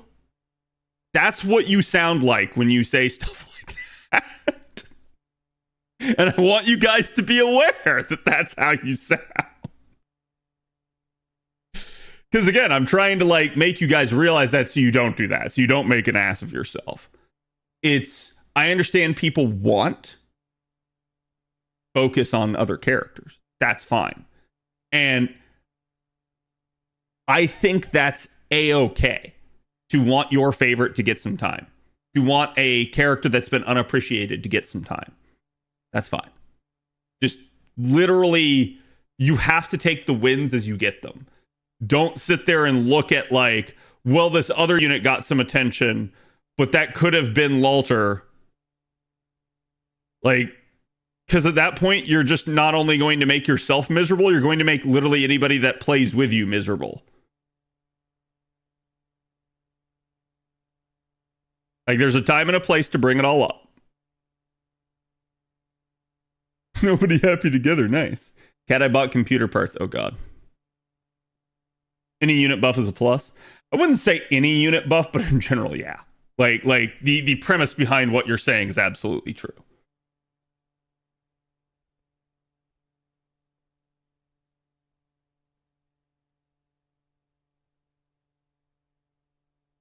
You have to base it on class for the most part, but there are some that just should not be as powerful as they are, like Melt and Tiamat. Yeah, it is what it is, right? I think the game has enough issues, but we should be celebrating when a unit that is not in a good position or desperately needs it for one reason or another gets something. I think that's a good thing, right? I think the devs picking up the back end is what we want. Because chat, how many of you are out there and you got a favorite character that hasn't received any attention, hasn't received the light of day? So, like, I'll give you guys an example. How many of y'all want to see, like, a Medea buff? And then it's like, yeah, okay, so let's say Medea finally gets some attention, and then instead Avalon walks along and is like, yeah, but it should have been Summer Marie.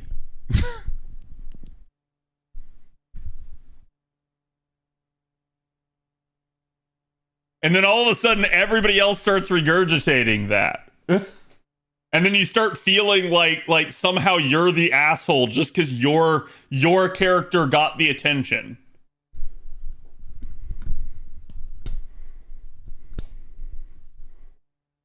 I hear that every time Nero is mentioned.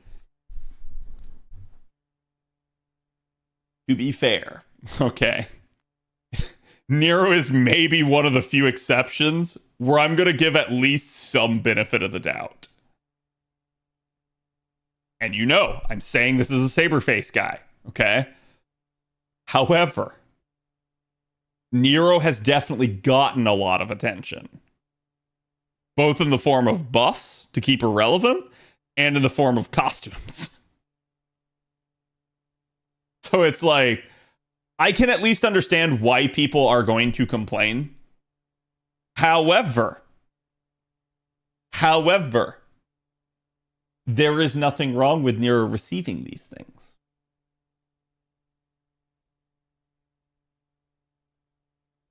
Okay, chat? Are we thinking? Are we using our brains? You shouldn't be bemoaning that Nero got a buff, that Nero got a new version, that Nero got another costume. You should be instead being like, hey, this is awesome. When can I get a costume? When can my character get another buff? Like, I'm so happy for Nero fans. Because when you do that, chat, then what you're doing is you're getting the Nero fans on your side.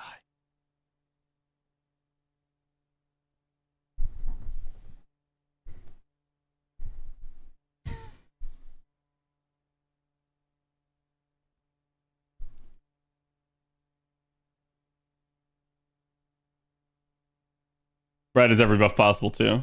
What do you mean? We haven't done second buffs yet. The internet is never happy for Nero fans. All right, to be listen, I will also say this. Nero fans bring it on themselves. They really do. I love Umu myself, but Umu fans be absolutely like in people's faces, rubbing their noses and shit all the fucking time. And I'm not saying like anyone in chat does that, but I am saying I have seen it way too many times. Like, it's just a thing. Now, that being said, Tamamo fans, sit down. Nah, ain't hearing it from you.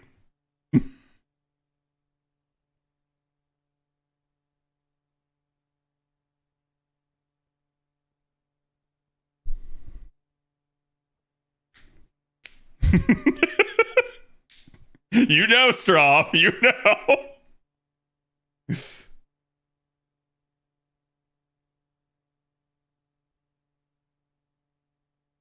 Making BB Dubai the second summer unit. Yeah,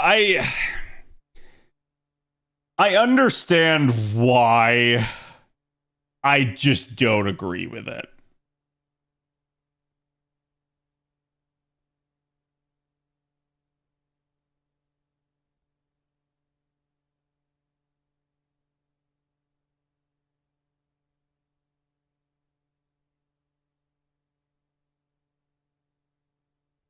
OP Arts unit.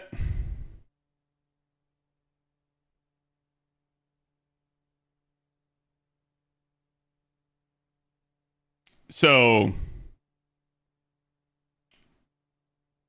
you realize if you make you realize if you make Amaterasu an OP Arts unit.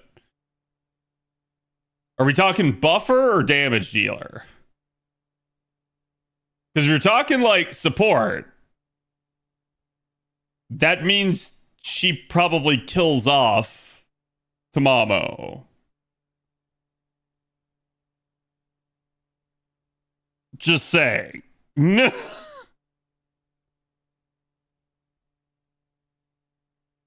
So it's like I don't think you want that, chat. I think that maybe backfires on you.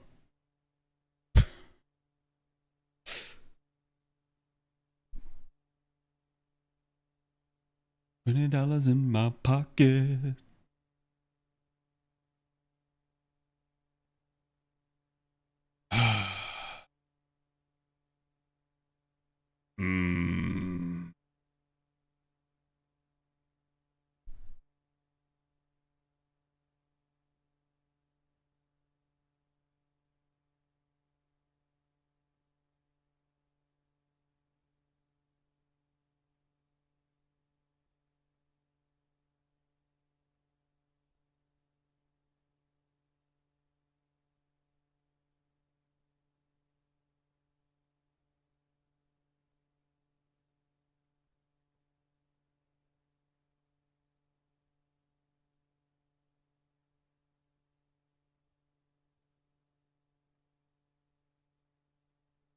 Just putting her in the back line in case I need a single target.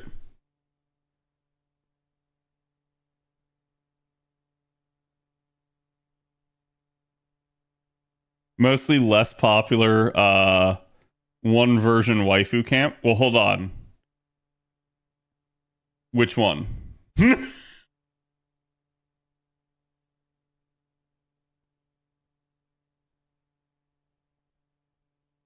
Are we talking Chiome? Yeah, I definitely say Chiome is probably less popular.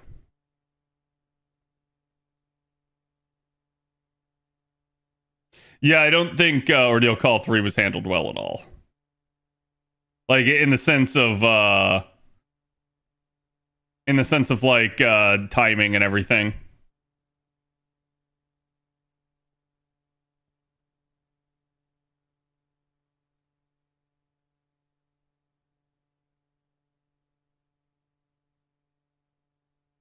As a Hokusai fan, I'm just happy whenever she appears, which is usually foreigner related stuff. Do you think it'll be the next summonable beast?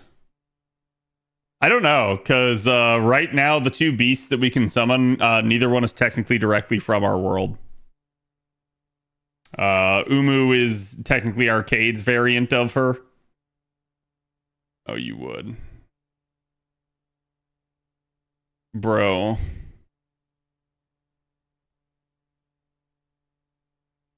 Did you just full charge again? Okay.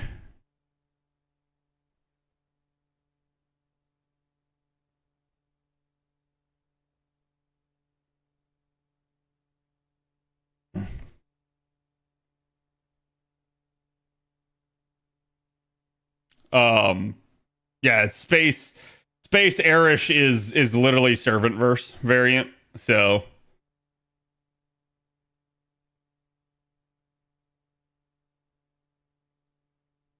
clearly the third playable beast will be a Sakura face.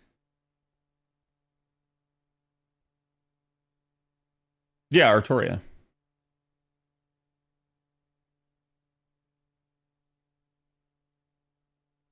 Yeah, Artoria.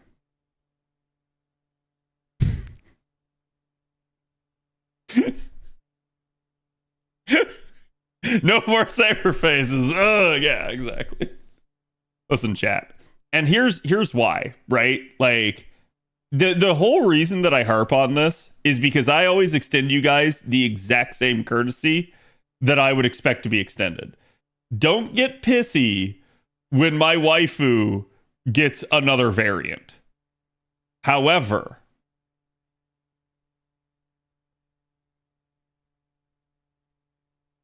well, this may be bad. I'm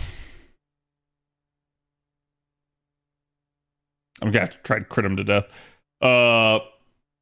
Oh wow. God. What the heck? That's right. I forgot she has crit damage.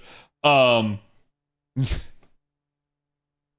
I don't like seeing people get upset when Artoria gets another variant because I'm excited for it.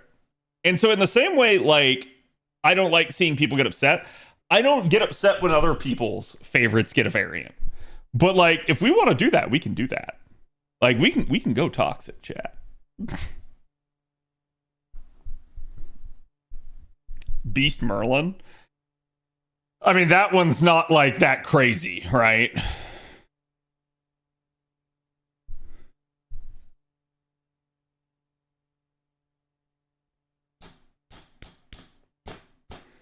Who put this in here? It's from my playlist. Wait, it's saved? I thought this didn't work.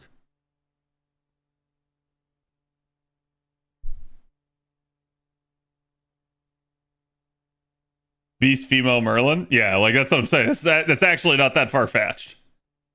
Like that's an easily possible variation.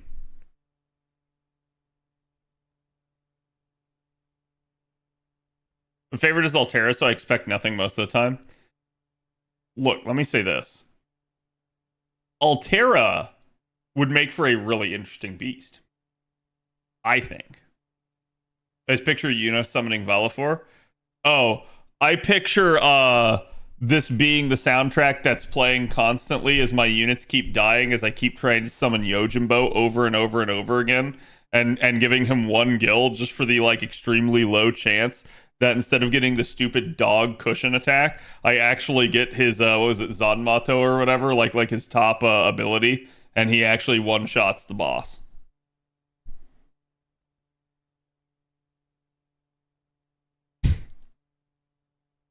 As you can tell, I've played a little bit of Final Fantasy X.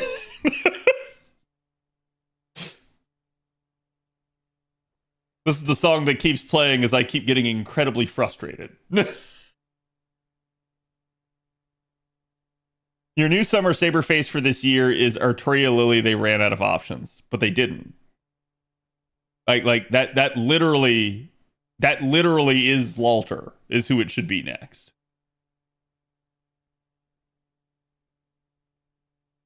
Dark Yojimbo be cooking, bro. Bro.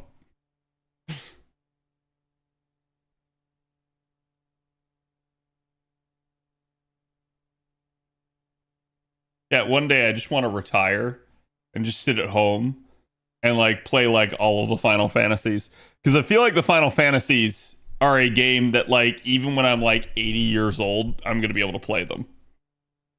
Not any of the newer ones, but at least the older ones. Well, I guess I could play the newer ones. I could just set it to game journalism mode, and I could just let the game play for me.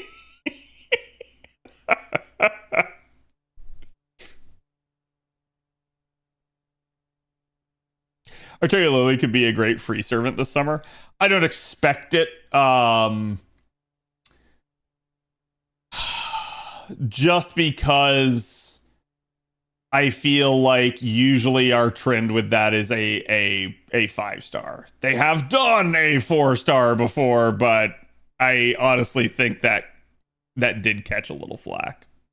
Outside of people did really like the design.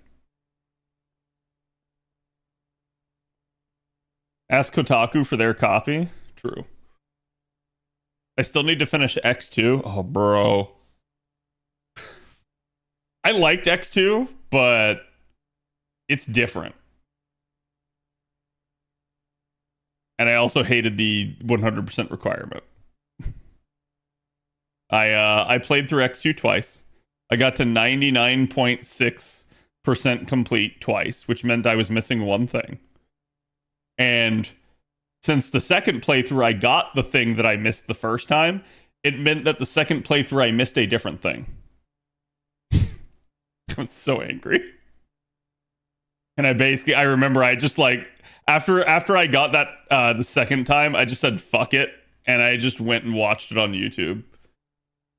It was like one of the very first instances where I could remember just being like, you know what, I'm really glad YouTube exists. It's like I'm not playing through this game a third time. Screw that.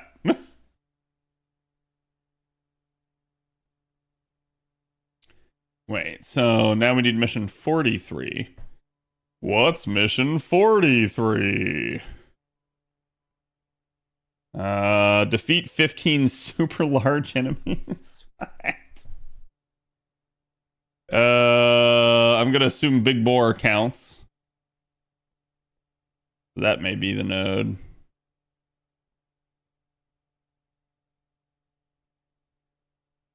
It's another Big Boar. Ooh, that may be the better node.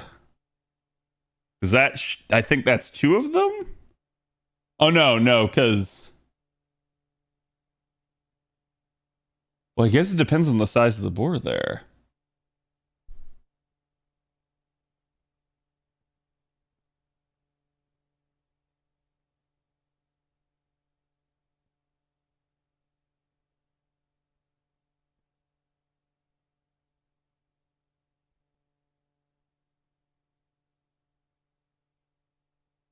Oh, is that one of the big spider enemies?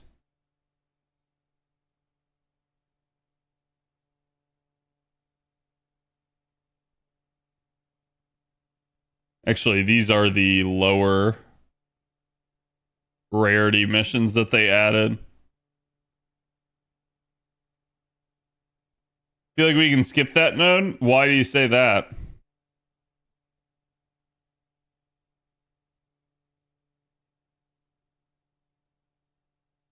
Maybe I need to farm that.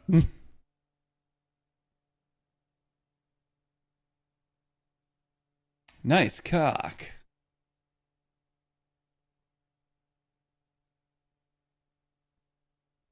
Yeah, so I think it's that one. But it may depend on whatever's in this. Although it's assassin, so it's unlikely to be super large.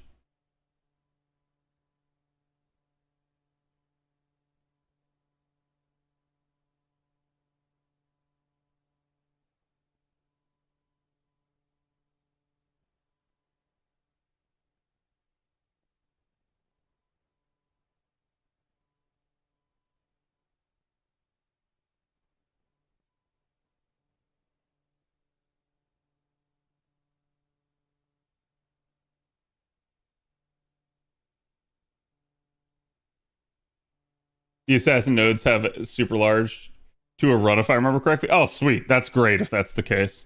Unless you're talking about this one.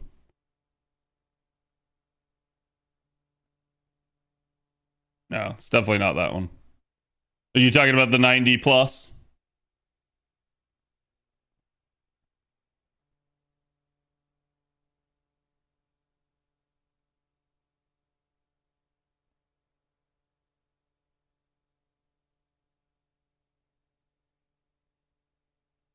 Okay, sweet.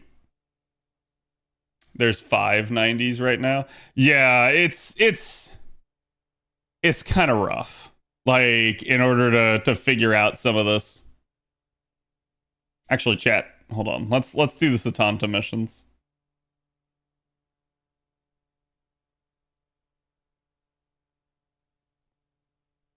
Kombucha party.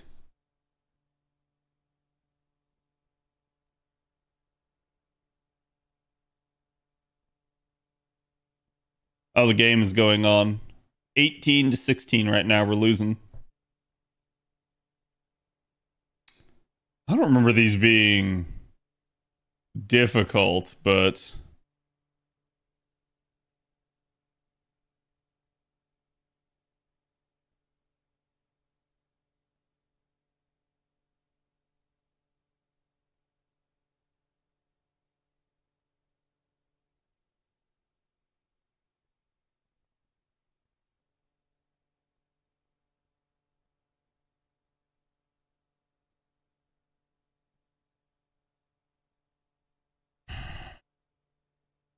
I think I just drop a support C.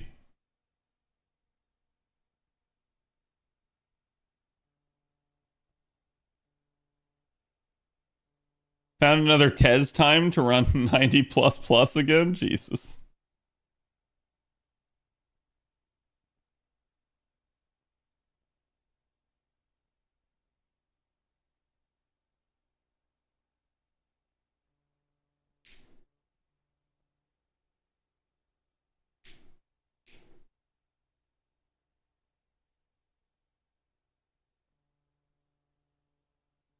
Hardest part of Setanta quest is bringing Setanta.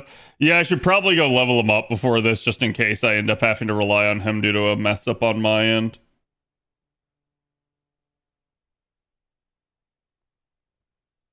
Or a fight-specific gimmick.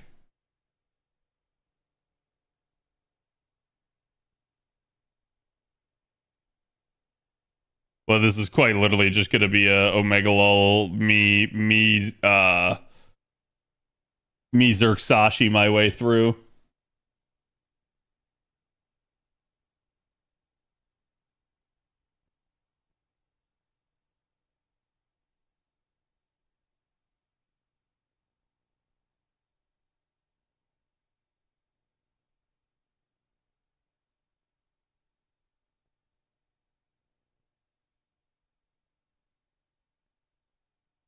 IKMC? Wait, instant kill? What are you talking about? Want to remove Crane's 20 quit star requirement?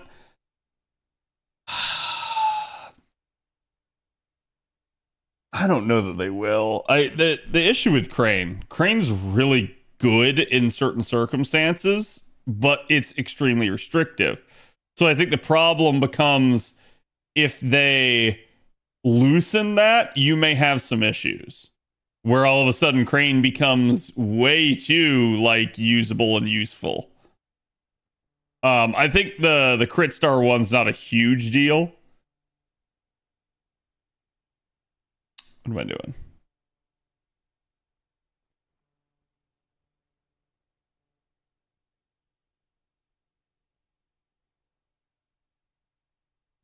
Oh, he needs. There it is. I was gonna say, I was like, wait, what am I waiting on?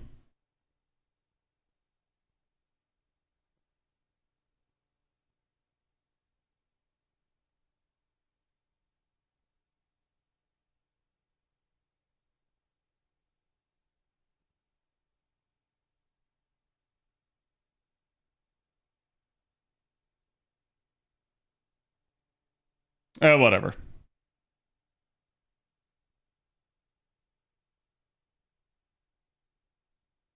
Yeah, apparently still have like 2 I need to level on JP. I'm surprised that I do.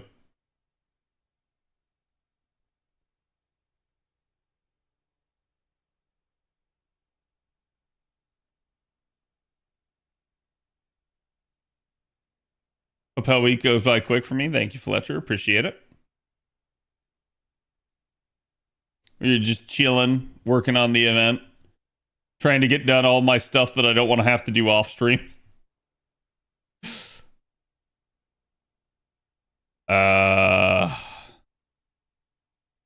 God, this is still such a.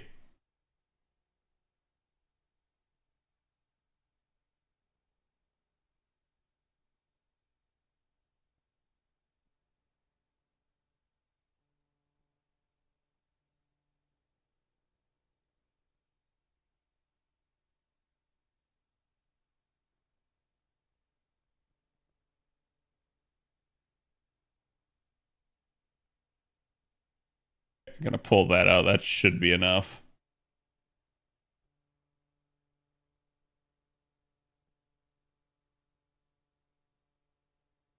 And I'm actually gonna turn that off so I can't accidentally get a 5-star ember in here.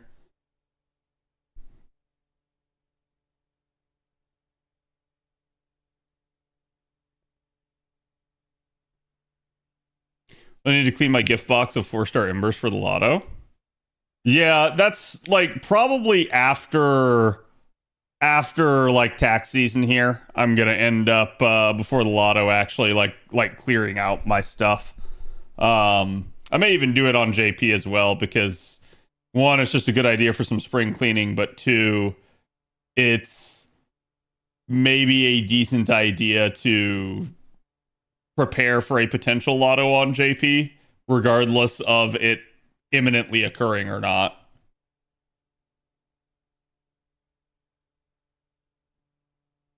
Because I wouldn't be surprised to see them do some interesting stuff.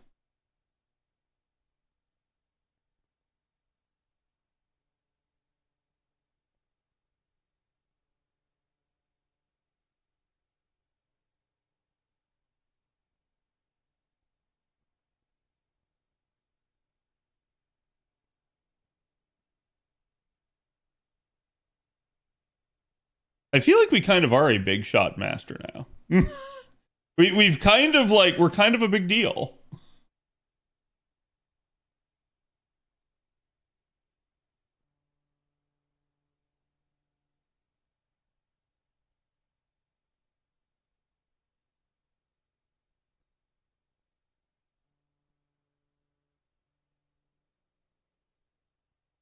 Ugh. Wow. I'm watching the like I don't have like an actual like game on the side screen, but I just have the play by play. I just watched like turnover, dead ball, block, like over and over and over again. Like neither team is scoring right now.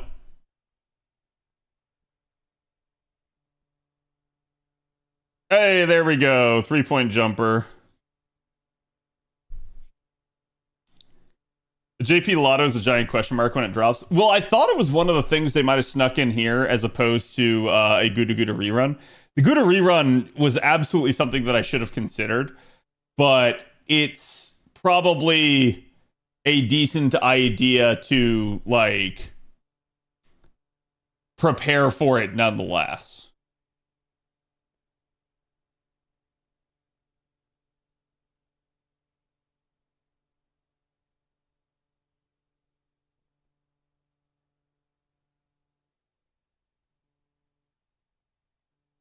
Huh?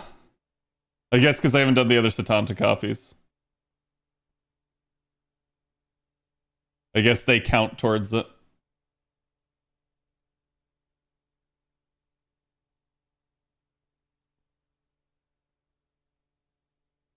Okay. At least he's leveled up and worked on. Oh, I didn't foe him. Damn it. Oh well. I'll deal with foes later.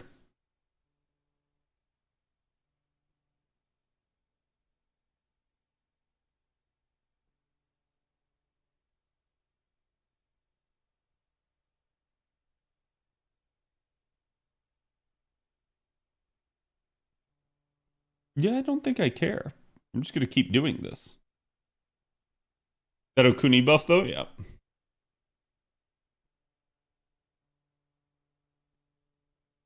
Only Evocation 3 would overlap with the end of the lotto. Doubtful. Ooh, now they have an 8-point lead.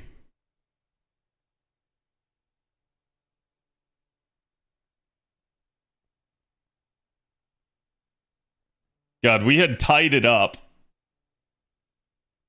And we're not doing hot here. Is there 10 enemies in this wave?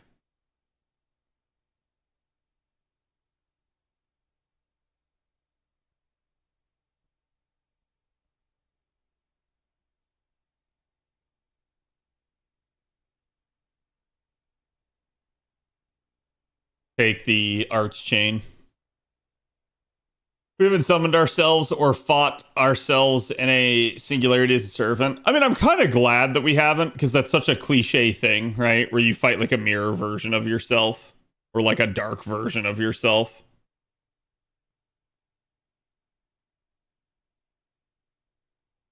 Well, the issue with the detective missions are nice, but like I said, they interfere with your ability to be able to actively see what missions you need to do on the nodes.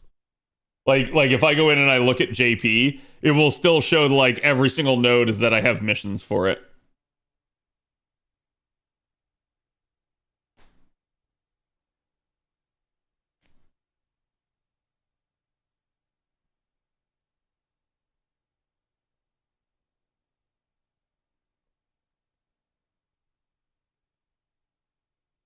But Dark Anima definitely hits harder than you. Well, like I said, it's clearly like an overdone trope at this point.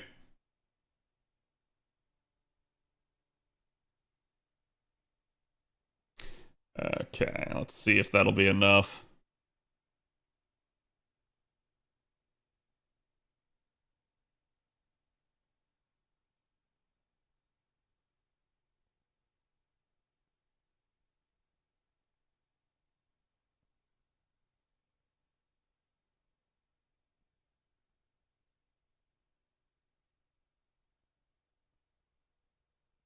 Nice, solid 2 million. What is that?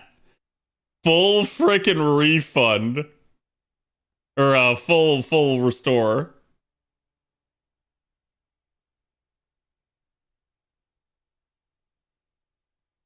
You have to fight your dark side self. Yeah, that's why I was saying it's like it's kind of an overdone thing at this point.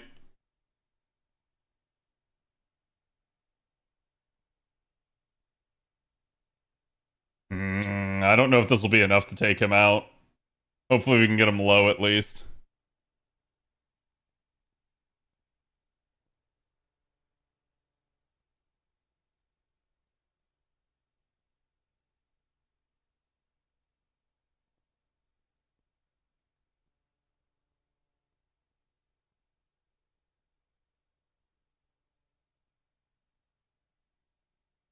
What if we're the evil one? What a twist. I mean, we already kind of have that trope though in FGO. It's possible that we are the evil one. You have any idea what scenario they might go with part 3? No, because it really like I can come up with ideas for like what I would like to see or what I would like to do, but it really depends on like how Nasu feels about the series, how Nasu feels about the protagonist. He may be okay. Let me state this: it is pretty clear he is setting up the protagonist to die.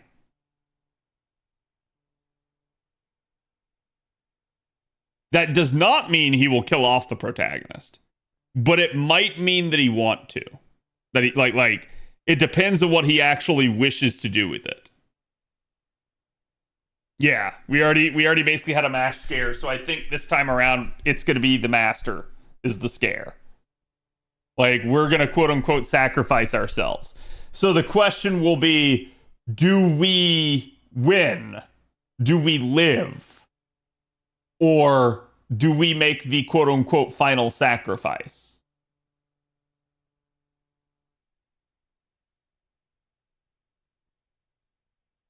And so it depends on whether or not he wants to start us off with a new protagonist or something else.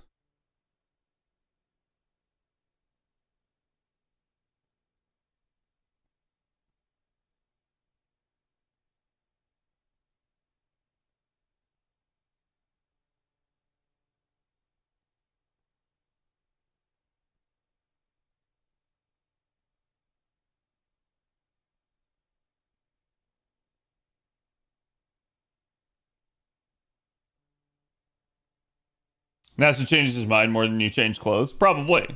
And that's what I'm saying. Like, it really just depends on what his overall idea for the protagonist is.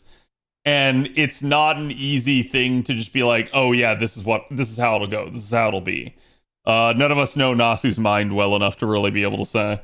And I think like even the JP heads that really have a good bead on like where Nasu's going with the story probably don't know what he wants to do for a part 3.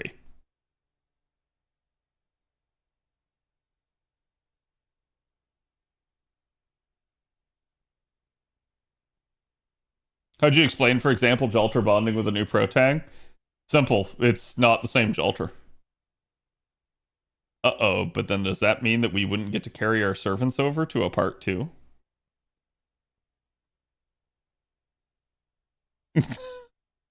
I don't know.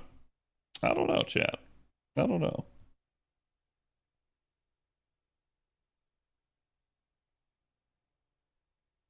I'm doing all right. How have you been?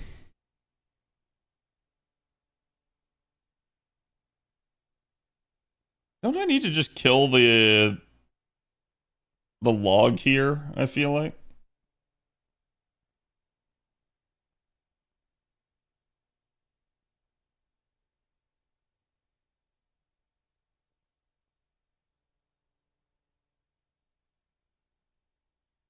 If servers didn't carry over to kill the game?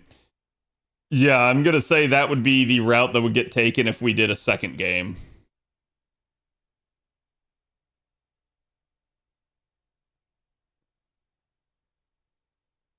That's possible, JC.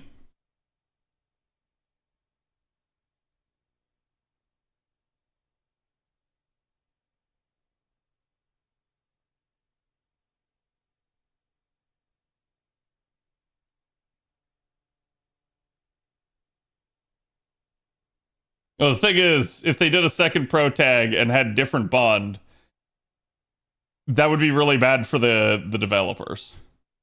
Because then everybody could refarm bond on characters they already have. So, like, that first month alone, you would get so much bond. Like, probably the first year, veterans would just not have to wail with how much bond they would be getting.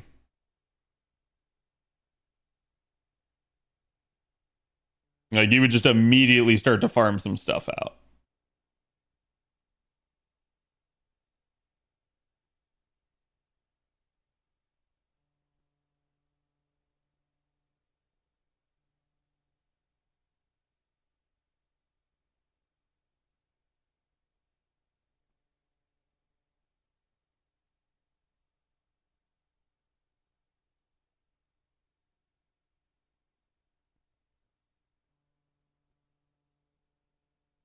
Okay, made a jumper at least.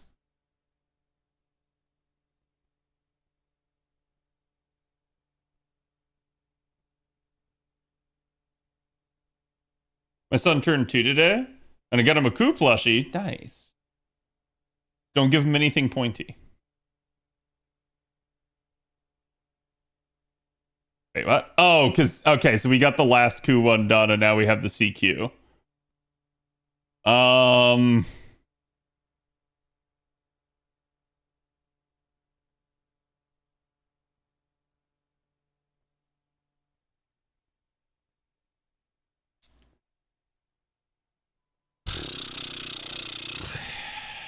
What's in the CQ?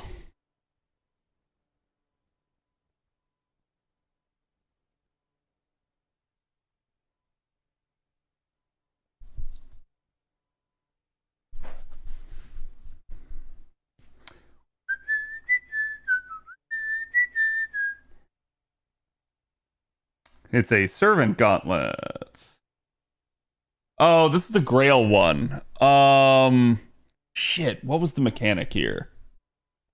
We just needed Grail numbers, didn't we?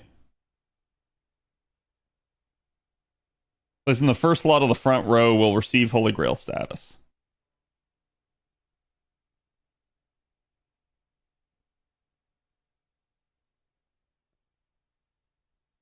Yeah.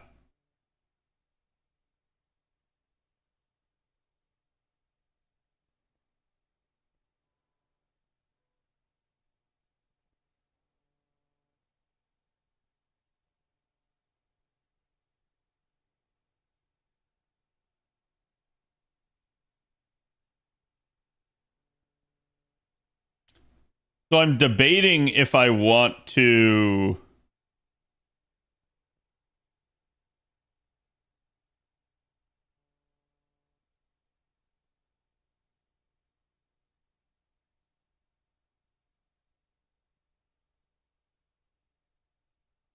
Debating if I want to AoE.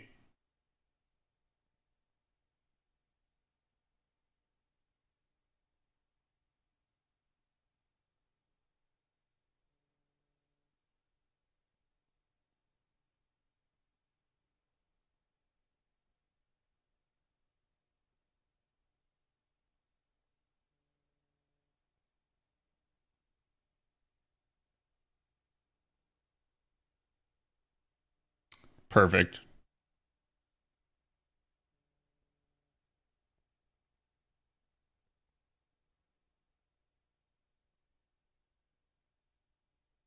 Get her in slow, though, yeah.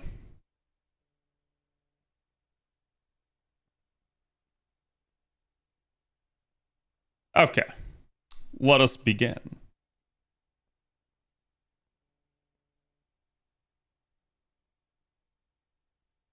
We'll just kind of go in and feel it out. I don't feel like this one was too hard when I did it on JP. I think the Grail mechanic with just having your DPS in the left slot was pretty easy. I think the only issue that I remember is that it becomes a little bit of a like endurance test, which may cause me some issues, but we'll see. I think double X is going to be our problem here as we have taken a Berserker.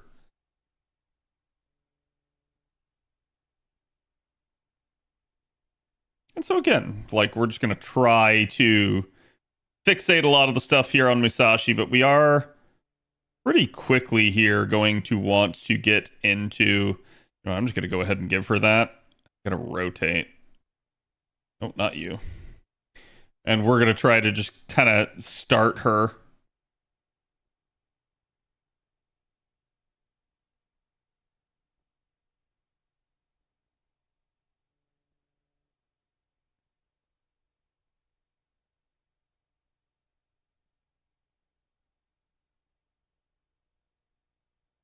Think we'll be okay here.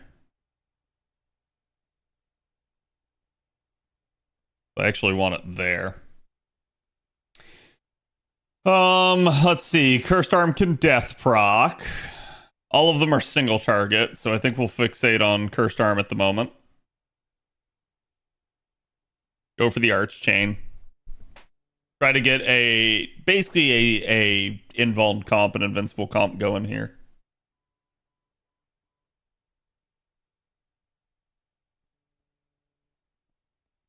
Boom, boom, boom, boom, boom, boom, boom, boom.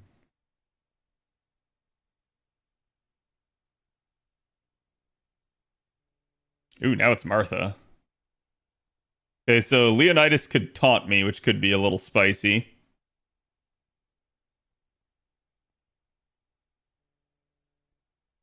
Ugh.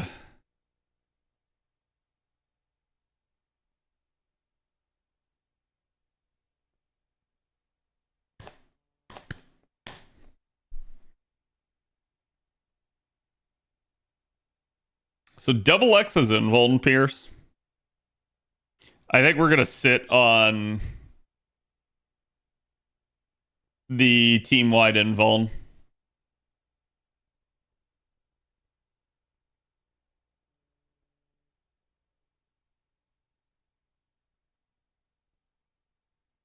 Yeah, she probably rotates out, but I think like what I'm gonna try to do is I'm gonna sit on the skill-based invuln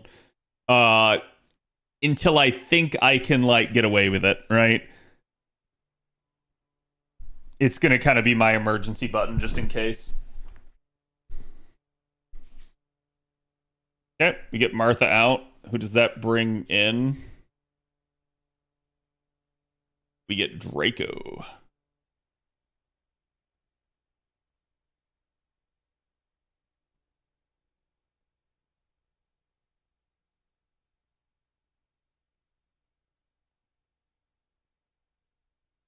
Using Hoku, so class disadvantage? Yeah.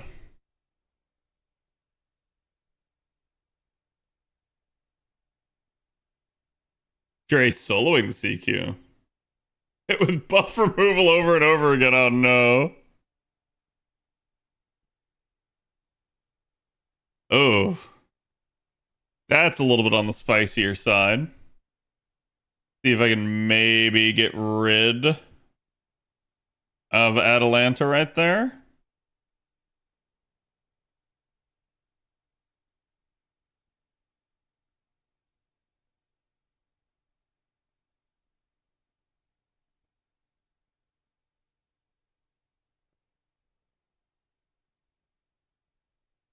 Okay. He goes pop. Rotate's out.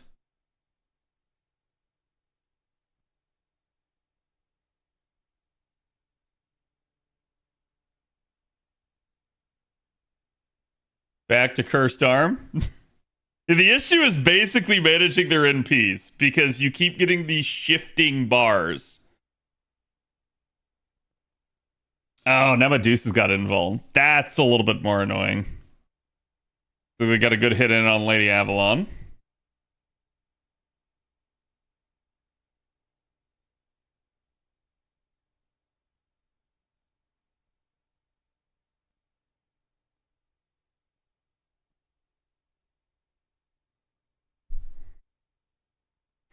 Get that on cooldown. But I doubt I get back to it. I actually have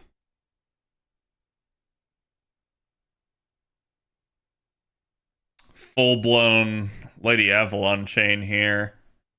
Assuming she doesn't get like crit to death, we're good. So we'll play with this and we'll see. But I am a little bit worried about Musashi's looping potential here. I don't think she loops back. We still have the emergency caster ANP. And we should be having skills come off cooldown soon. Oh, it's halftime in the game. You believe Vince should have story locks? Like whether or not I do as a player is an interesting idea. I understand the philosophy behind why devs do it. It's a good reason to force players to actually complete the story. I think the devs rightfully understand that completion of the story is a major like hurdle for keeping a player playing the game. So we actually don't have Musashi's NP here. I'm actually going to go ahead and preemptively pop this.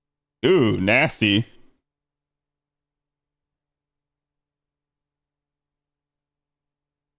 It's really the like AoE and death proc enemies that you kind of got to worry about.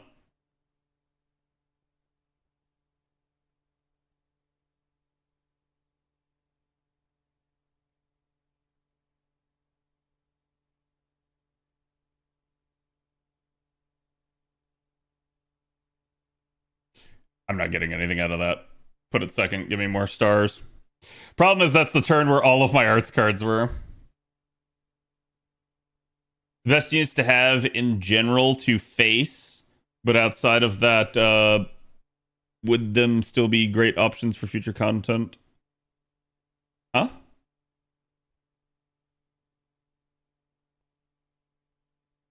The face ordeal call plot 90 plus plus nodes. You're basically asking me what would be the best units to have in the future of FGO. Because that's like that's such a broad scope that you're asking.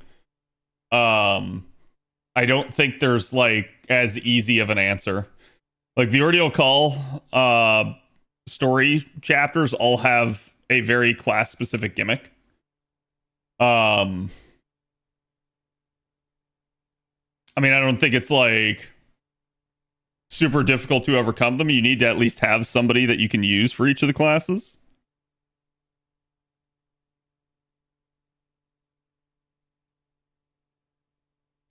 So the rest of them probably go down here.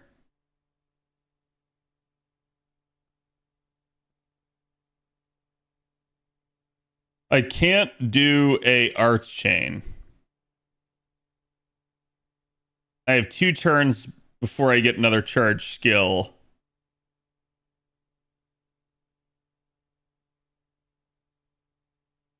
I think I take that.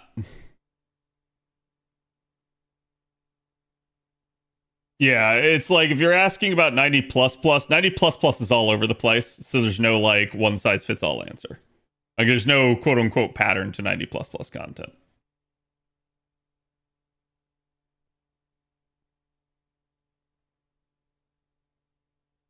I think the end of part 2 into part 3 would be the best time to completely revamp the tutorials. I've said that before.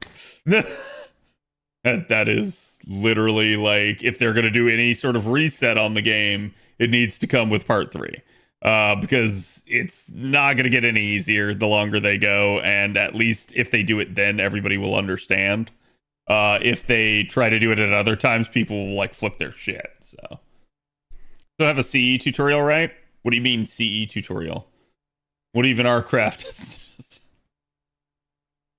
And there we go. We got it. Wow, that was pretty easy. I like it definitely felt like I was sitting there thinking a lot, but it was more just me perpetually thinking into the future and like trying to sit there and going like, all right, I know this is coming next. What do I do? How do I handle this? Like me just trying to make sure that I'm staying protected and not getting chipped away at.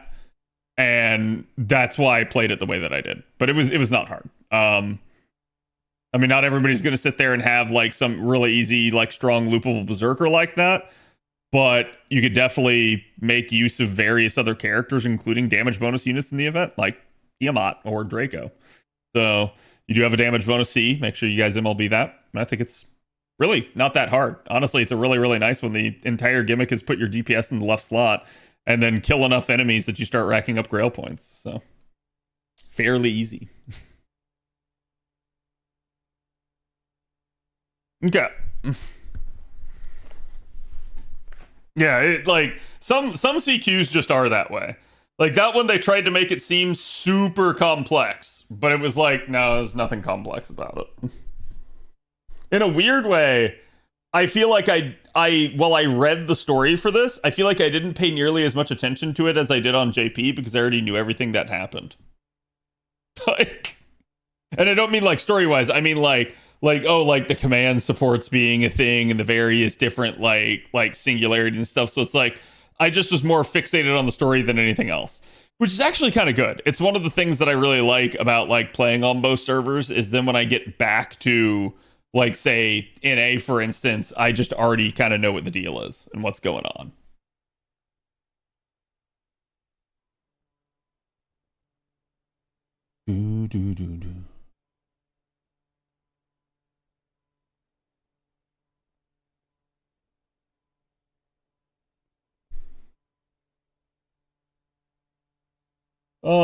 Chat.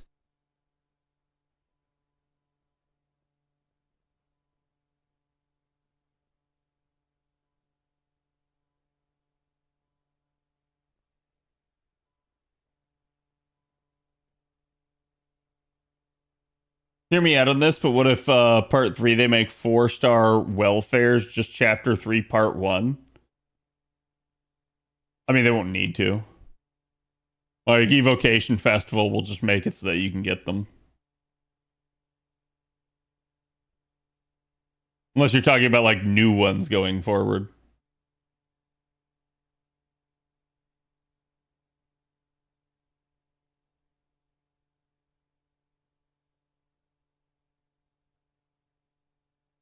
Summercast even go a long way for, like, a multiple damage dealer setup? Yeah, I mean, that's... Any unit that has, like, charge is going to help. But, like, keep in mind that sometimes if you're going to form, like, multiple damage dealers, you want 2 different AoEs. It's not always about, like, taking a single target to the node.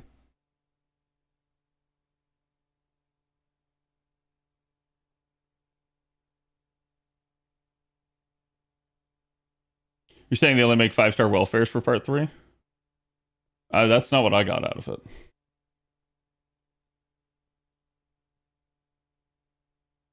But maybe?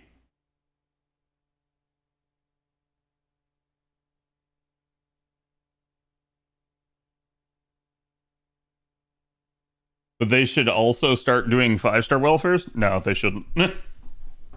The reason that they shouldn't is because, chat, you already are given 4-star welfares. Those welfares, you are given all 5 copies. Okay? So they are basically equal to a 5-star at NP1. Okay? If they started giving away 5-star welfares, that would be a 5-star at MP5. I'm not going to say they can't do that. And I am going to say that I do believe that's exactly what Olga is going to be. But I'm also going to say that, no, they shouldn't do that. It would be really bad of the devs to do so. Because if you start having 5-star welfares, you don't need to whale in this game. At all. Like... I'm sorry, whale's not the right term. You don't need to spend money in this game.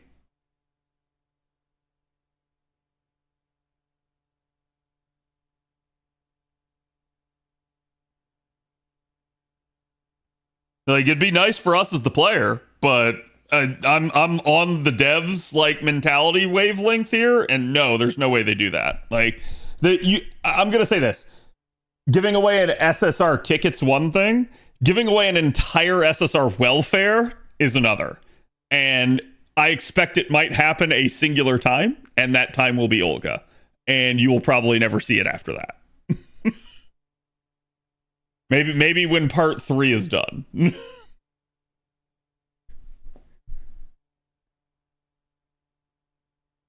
Yeah, that too. MASH is basically supposed to be your SSR. So, I don't think it's that crazy.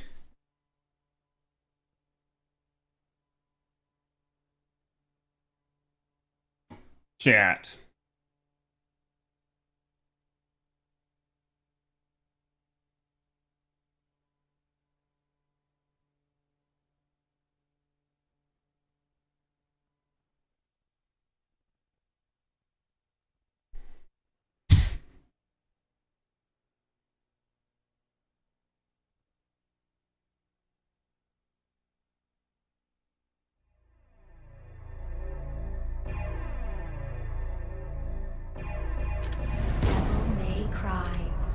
Hold on. Hold on, chat. I know you can't see it. I'm waiting on it to break the capture card again.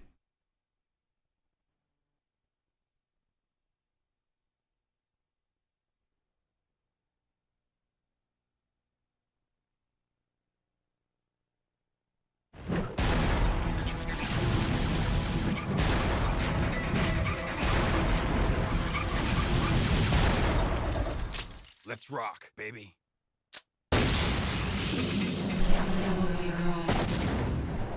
Now, chat.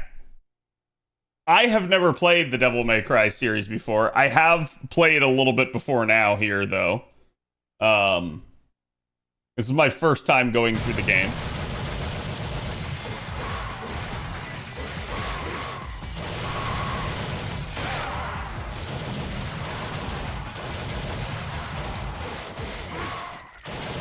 Nero, thank you for the 14 months. Appreciate it. That's the wrong plug.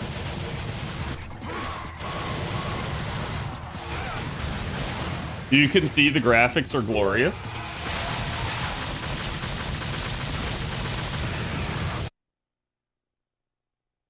Is it not going to remember my controller here?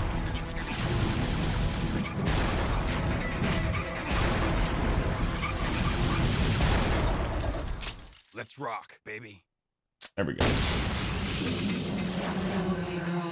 Come on. Come on, controller. Okay.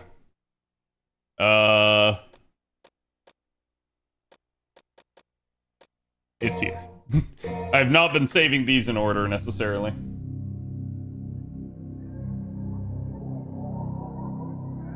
Okay. It's CAD DMC, yes. Oh, God damn it. I just wanted to pull up the ESPN thing on the side so I can see it. And that will probably have broken the capture card. I am sorry in advance for that, chat. Forgive me.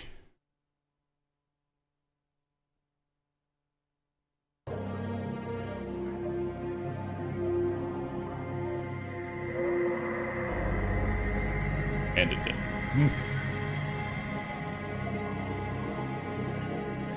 Okay, sweet. At least I don't have to realign it.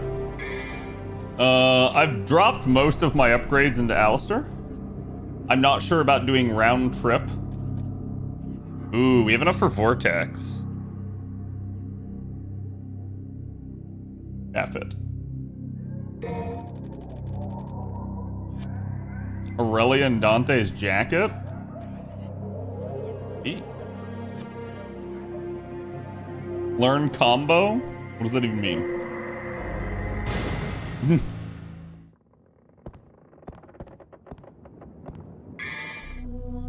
God damn it. I keep falling for that every single time.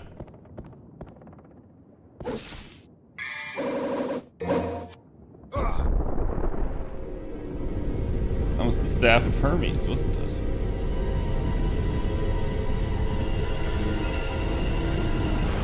You find out? Chat, this isn't the beginning of the game. What do you mean, me find out?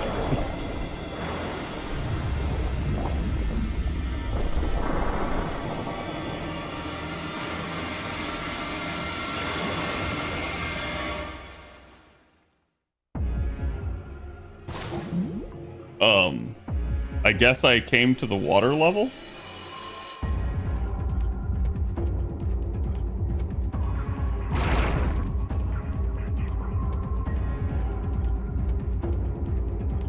The controls are inverted here, so I'm just gonna apologize in advance.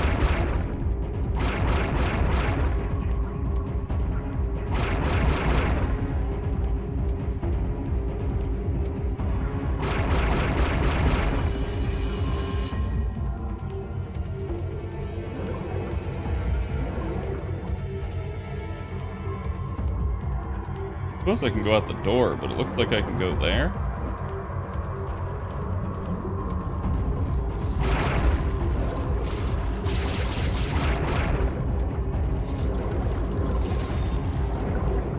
God, dude.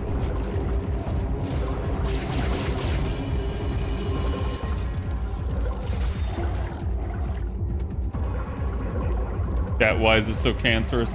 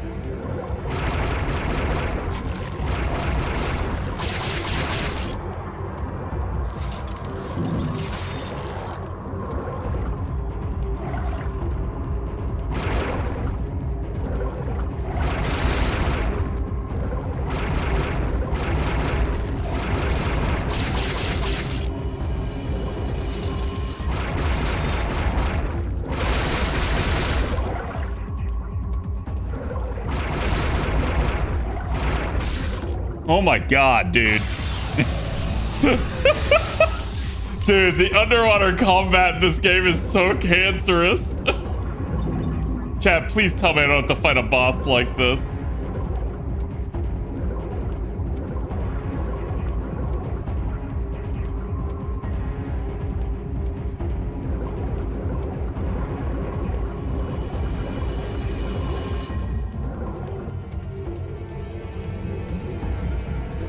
Oh no.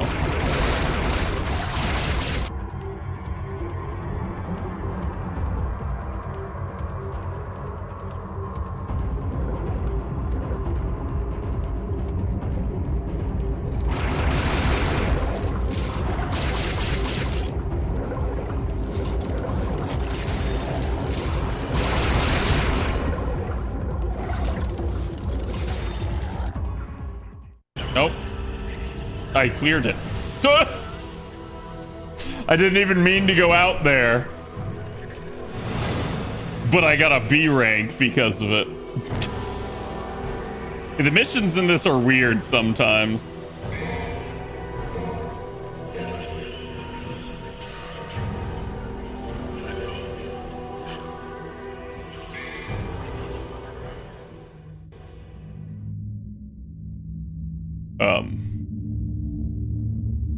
Yeah, game. Wait, did I not go anywhere?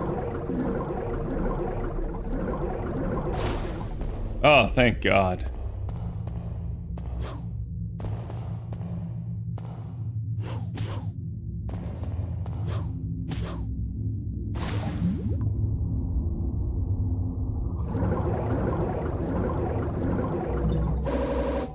Nice. More health. Sometimes I feel like going back to PS1 or PS2 era games.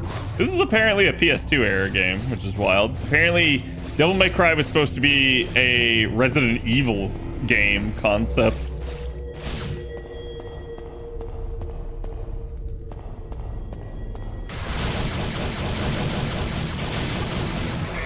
Alright, hold on, chat.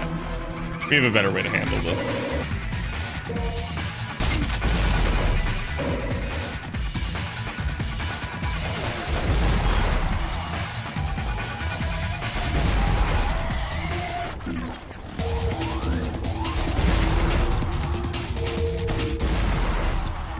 Behold my dull ass style.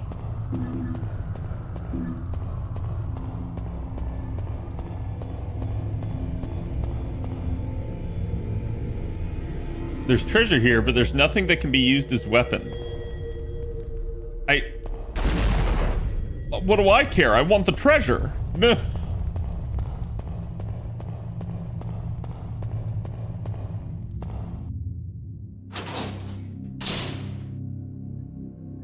Is this a new mission now? Go to the surface and head up for the Colosseum.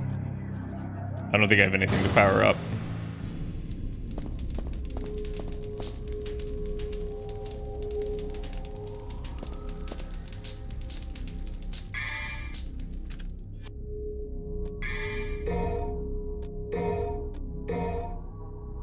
Just saying.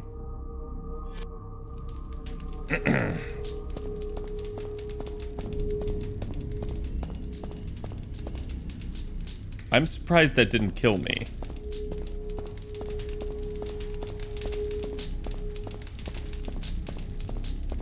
Yep, it's my first time playing Devil May Cry. Oh, hold on, chat.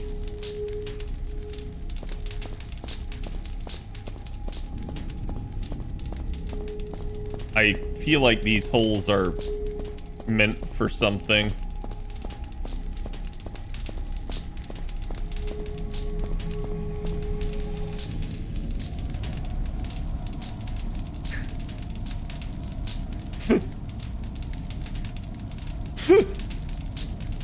It's so obvious what's gonna happen. You see, I'm going to touch this, and these spikes are going to kill me. The resonating emblem shall undo the seal of the shield. Small shield. The emblem has the small shape of those sealing the doors of the Colosseum.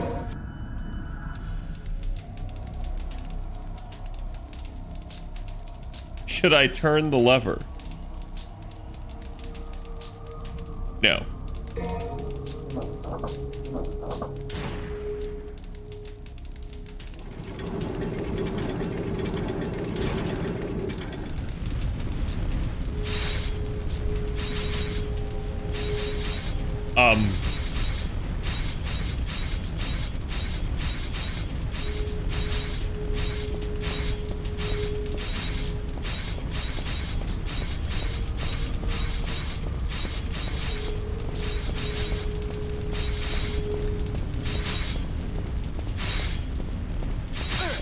Ow.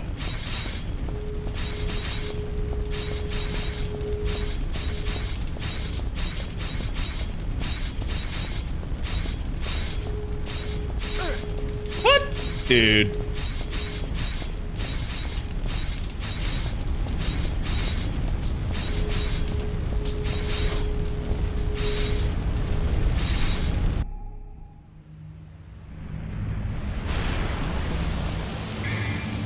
Been way too long since I've fought a boss, so I assume I'm fighting a boss.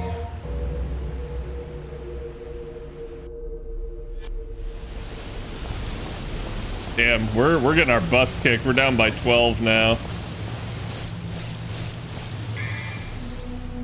Yeah. Yeah.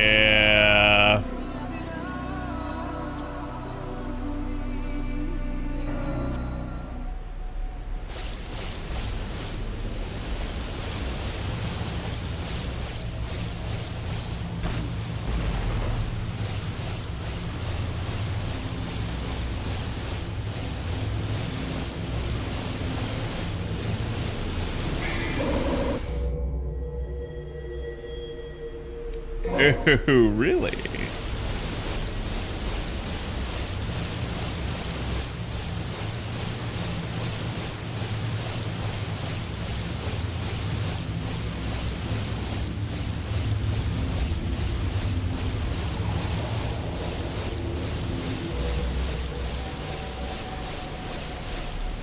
Outside extra classes that were already released, what are other good targets being released this year?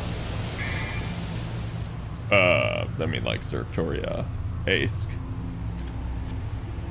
You know what, chat? I'm gonna save again. I know it's like just jacking up my save count. I don't know if it does anything. I don't care.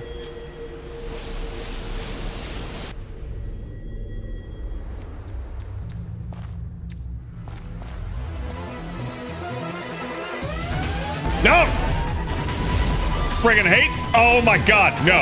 I hate these things.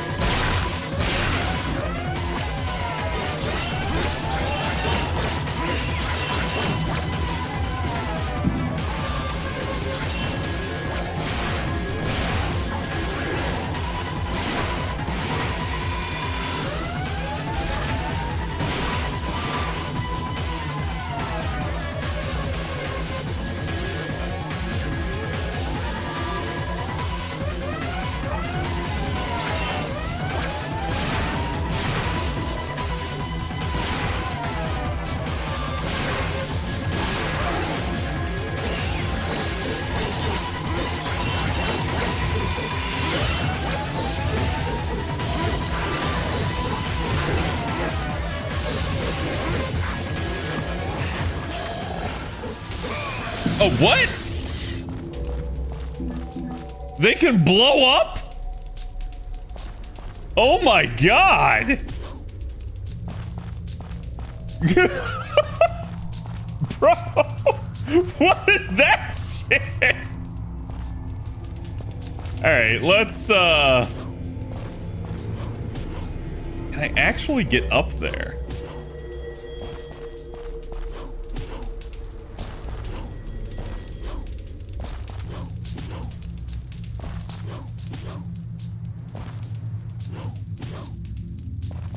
Oh, shit, I can.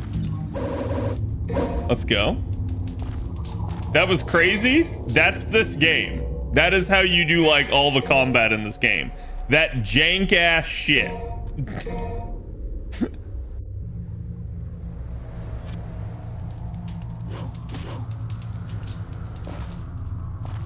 Wait, can I, like, get up there and use that to skip? Is that, like, a thing, chat?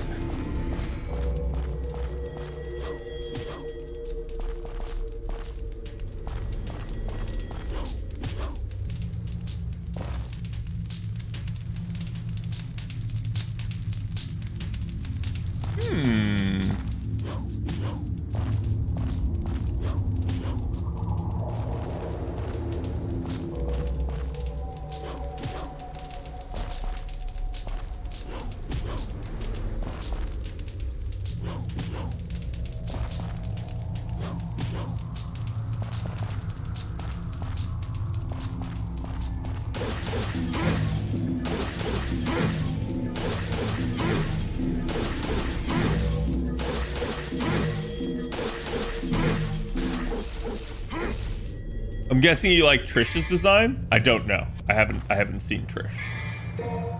Wait, is Trish the blonde person that tries to kill me at the very beginning of the game? You broke it? Yeah, it gives me red orbs. Red orbs are my, like, currency.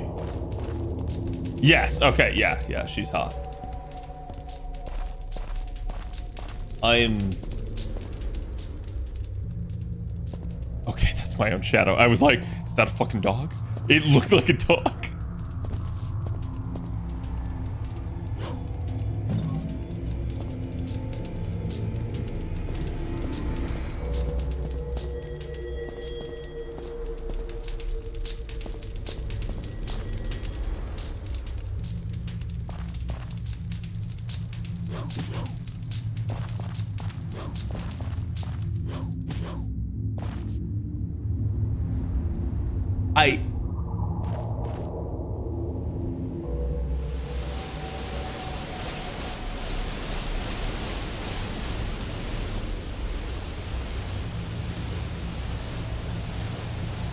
Did I just go in a circle?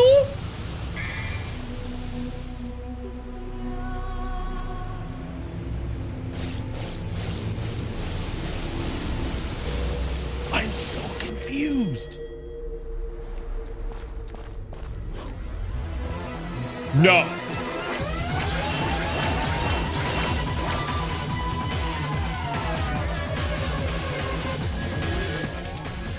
You little bastards.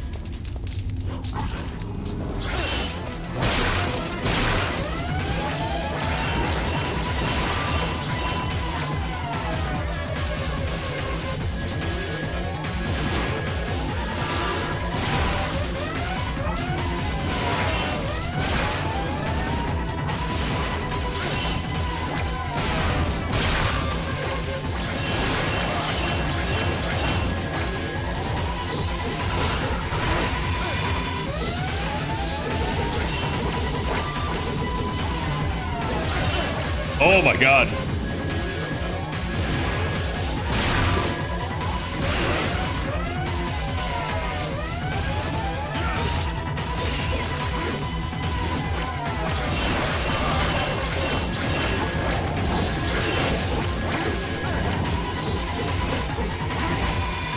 Dude, the region on Devil Trigger is so bad. It's so bad.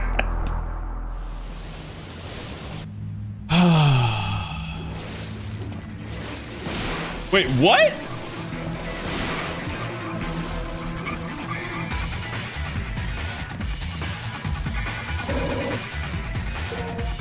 now they're different?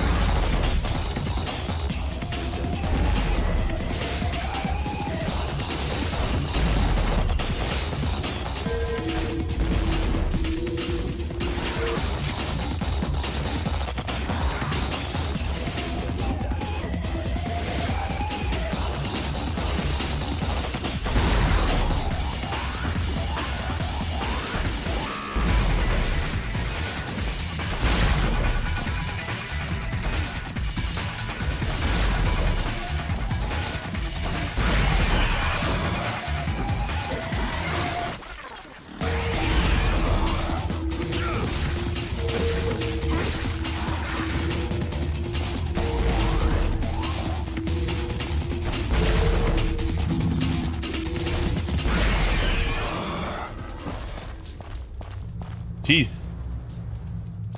Camera angles will just screw me over just to play this. It's taking all of my capability, and I have legitimately mauled it at some of the bosses. Oh, I just needed to pay. God damn it.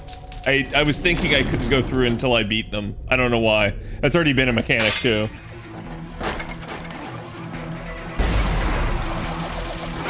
Ah.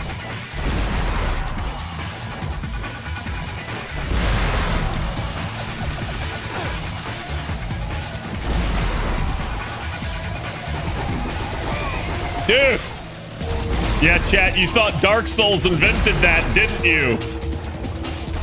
You would be wrong.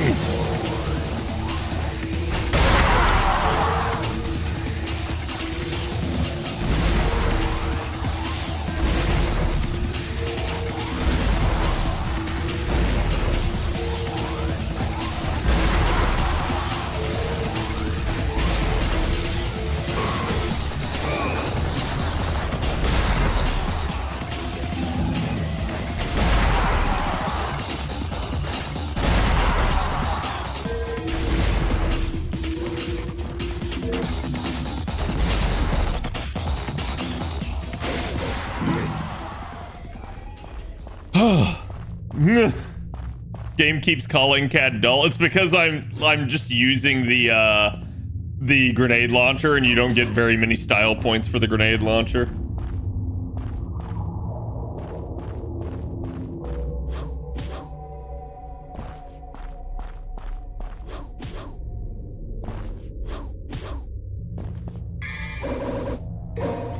Devil Star.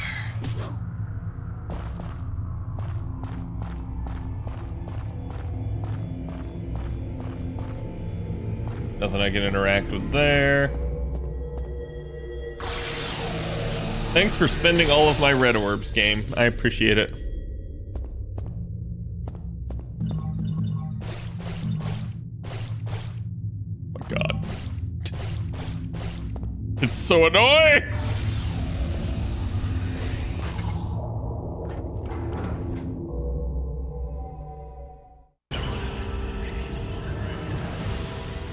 Well, I may have missed something there. I don't know.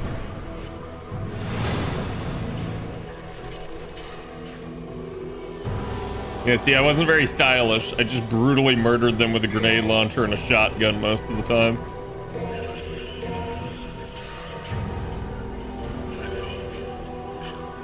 Chad, I don't think my team is winning. We're down by 11 with only 13 minutes left. I mean, like, we might, but, like... Use a shield and pair of lances to conquer the Colosseum. Cat not understanding the combo meter? What do you mean?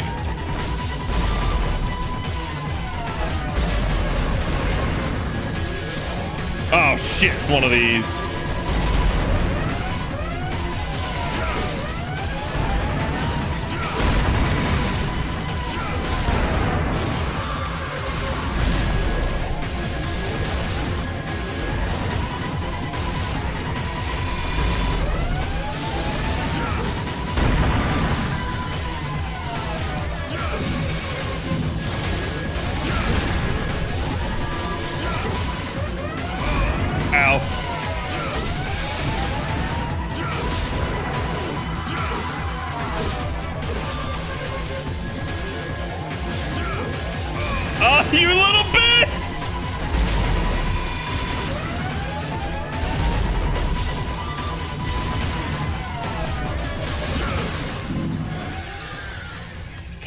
damn it, dude.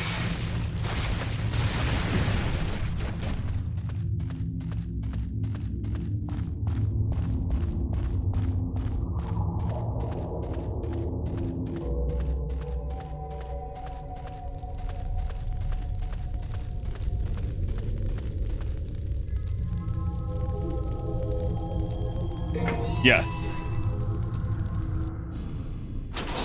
Well, that didn't mean I wanted to go in. Bro, I just said that. Now we're only down 4 points. Like, what?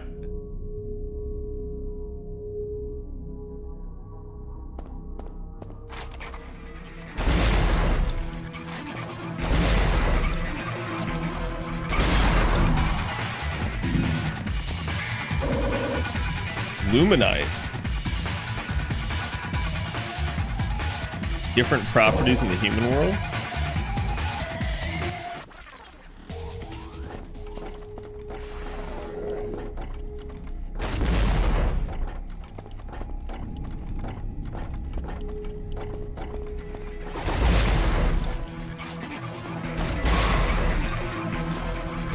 I can't see, so I just have to preemptively shoot. Like, the camera angles screw you so hard.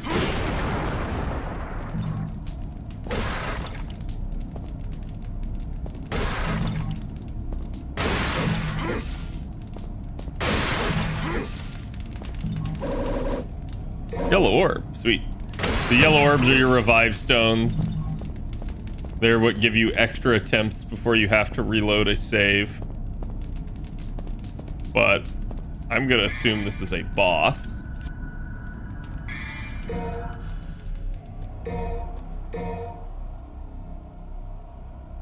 You display how much holy water you have? I have 1. Would button Toria instead of Dante?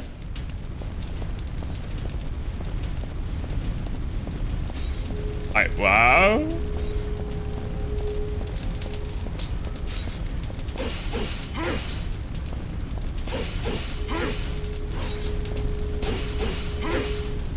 Can I, like, pistol this?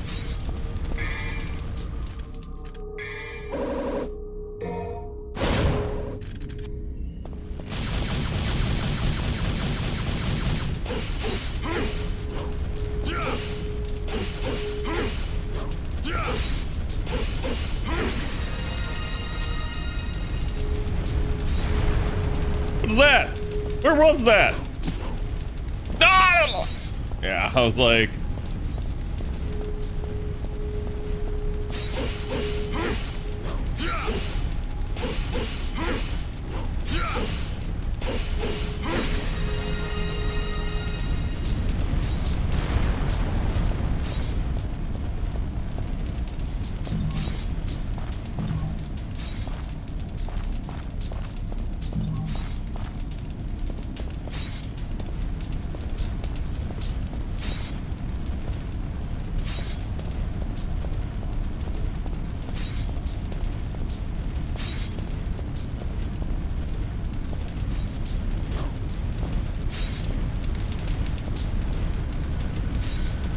I don't get it. Oh.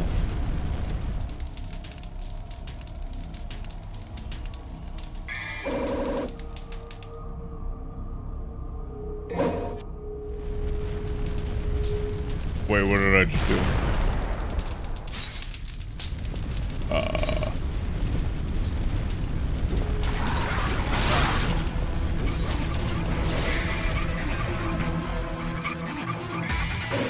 Wait, no, I don't want the needle gun.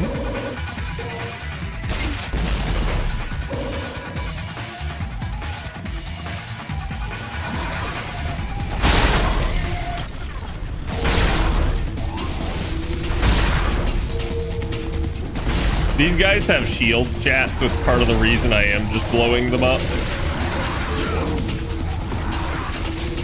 It's kind of just easier and safer. Because otherwise...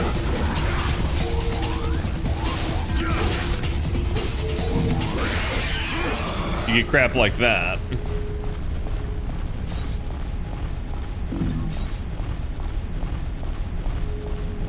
Don't immediately shove the lances in the door? Okay.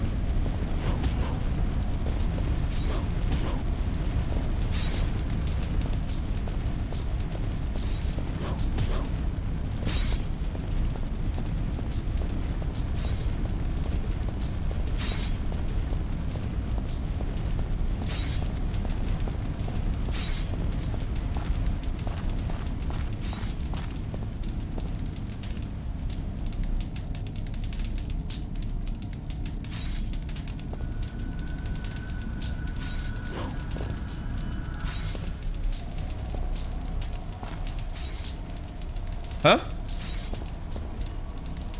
Words are inscribed, sacrifice become magical powers and rise as the connecting passage to the skywalk.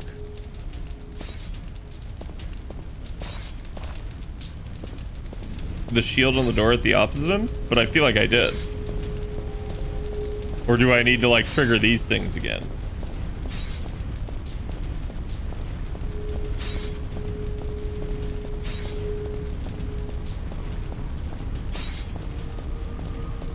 Did you get an item at the end? I got the lances.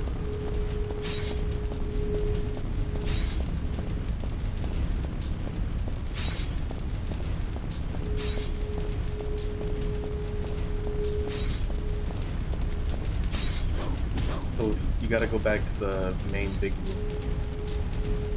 Okay. Not this one, like the main hallway where you fought the giant spider guy that kind of surprised you.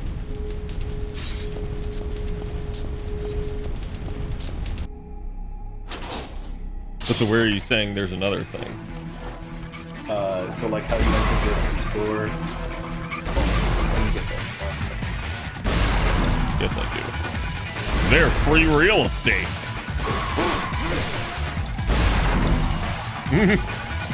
See, that was cool.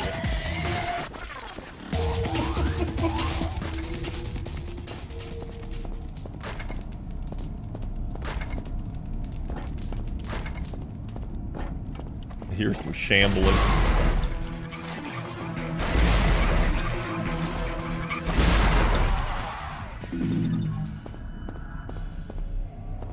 Will I go out again? Yeah. Okay.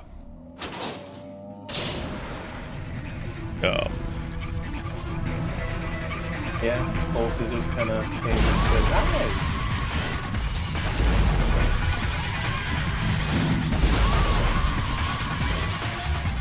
Also, if you side roll while locked onto a target, you can shoot the grenade launcher like super fast. What do you mean side roll? So like how you straight roll, like if you're locked on a target, you go left and left to right to dodge. Good jumping. Are you saying you can lock onto a target? Yeah, like how you're able to shoot the target directly with the Wait, what was that?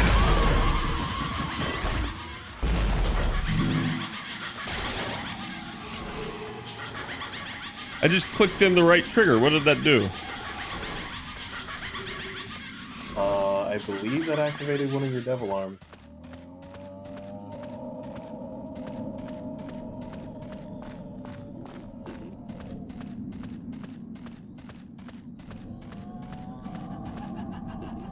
So, okay, so anyways, what were you saying? Where am I going? Yeah, there should be, like, go back into that corner where you were originally, like, pathing towards, and then you should see another shield on the door. Yeah, you take it on the other side of it. Yeah, the other side. Touch this. Yes. Blue light. Bloopa.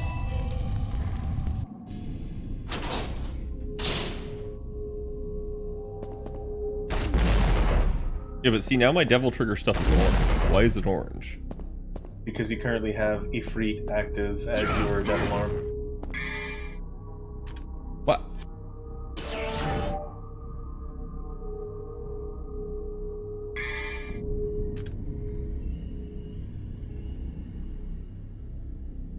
And now you have Alistair active as your devil arm. So I can hot swap? Yes. It never worked for me, so I thought I was just playing it normal as it was intended, but apparently...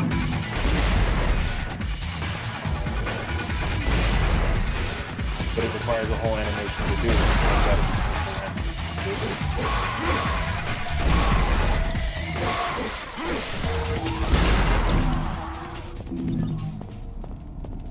I was careful. Dude, they put so many, like, upgrade things in these areas, and I never have enough to actually use them.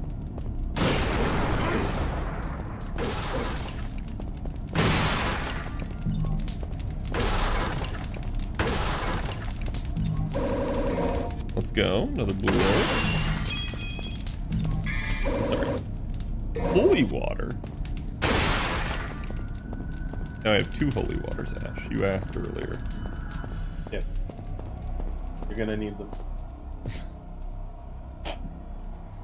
What is that supposed to mean? You're gonna need them.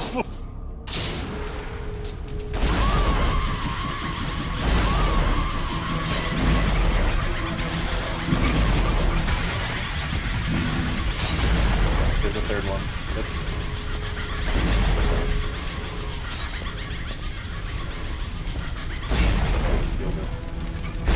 I did not.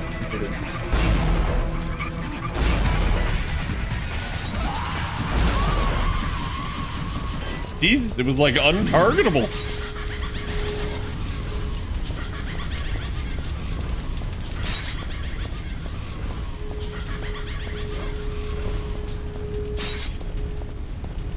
I see this is just camera angle, the challenge.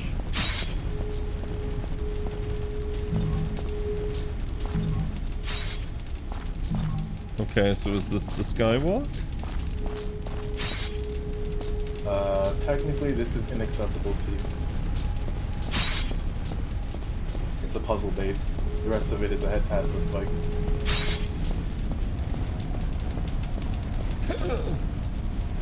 Aw, man. Yeah. Nah. It's not insta-death, it's just poison. Mother... I swear to all that is holy. At least the poison's not, like, terrible, but, like... What the fuck are these camera angles? My brother what? My brother what? Oh my god.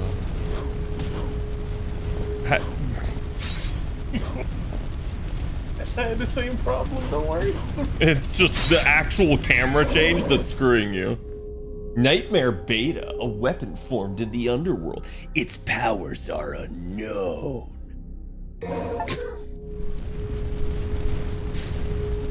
So Anyway. you now have, now you have all the guns. You should have got the achievement there. What do you mean? On the bottom right, you got an achievement. Collect all the guns in the game. So what is this one?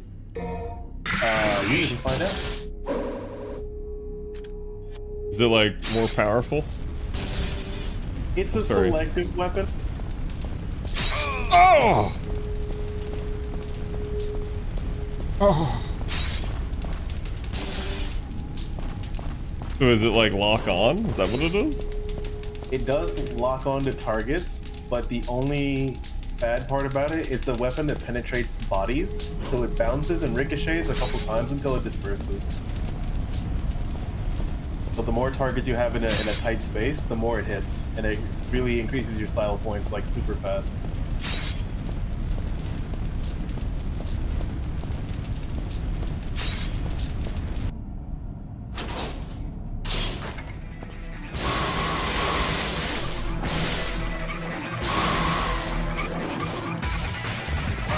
Oh, you little bitch.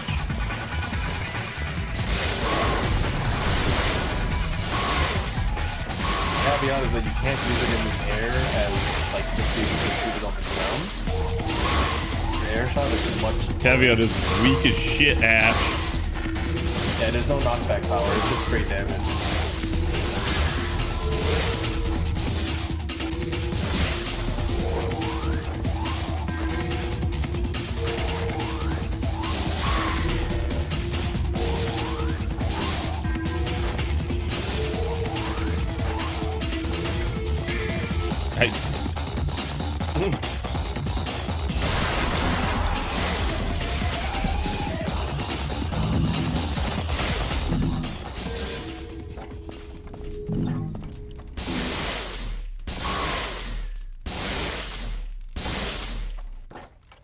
Yeah, it's kind of bad. Back to old reliable. I just didn't want you to miss the weapon for the achievement, so I know Oh, it's a that's good thing. I'm glad you told me about it, because I probably would have missed it. Ah, yes. Just shy of 3,000 points. So, there's no other upgrade I can get to Alistar. No, because... Should I just, like, save stuff at this point? You should stock up on as many items as you can, particularly Devil Stars, Holy Water, and Untouchable. What's untouchable? A shield surrounds the body, protecting you from any damage for a certain period. You will also be in a devil trigger state during this period. So technically, this is going to give you Devil Trigger despite you using your natural bar. It's just automatic so long as the duration is on. I mean, but is like this more valuable than buying the final upgrade to Alistar? Yes, the Alistar stuff is not going to be useful going forward. It is just going to be, you want Stinger and you want Air Hike, and that's pretty much your core. And then Ifrit is whatever you feel like being funky with. Blue Orbs would definitely be a good investment at this point because you do need more health. Oh, I didn't realize I could buy Blue Orbs.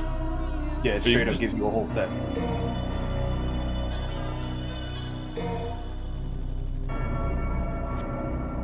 Same thing with the Purple Orb, it'll be a Devil Trigger increase as well. Wait, what do you mean a Devil Trigger increase? Like, you'll actually see your Devil Trigger bar increase from just 3 sigils to 4 to 5. But then can I not use it until I get to 4? Or... No, you could buy this right now and you'll have 4 Devil Trigger sigils. Like, you'll have more duration for your Devil Trigger, basically. What Steve was telling you. Right, but can I not use it until I get to 4? Meaning it would take me longer to reach it. No. The minimum you need to activate is still 3. Okay. But your total capacity will increase.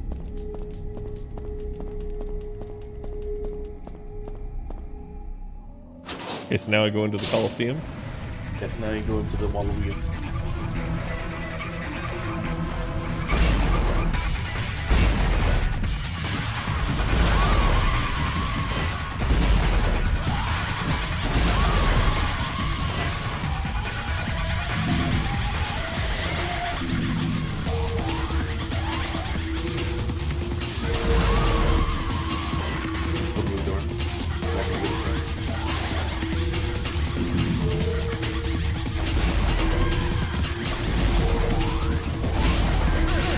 Bro, like, what? You just, like, immune from dying to a grenade launcher while you're channeling that? Oh, we're then 2 points now. Dude, the laughing just keeps going. It's, like... Yes. It's actually maniacal. It is a environmental ambiance bug. Yeah, it feels like it's not intentional, but they just left it. 100% is.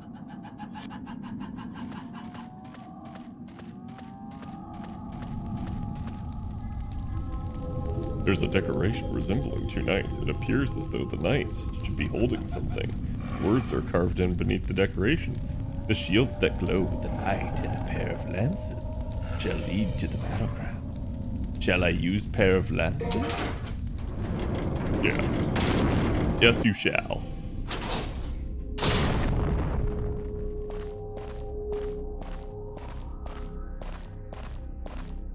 Surely this is not a boss fight. Oh, yes it is. You're gonna want Ebony for this. Can I hear someone? I can hear someone speaking to me inside of my mind. Into my mind.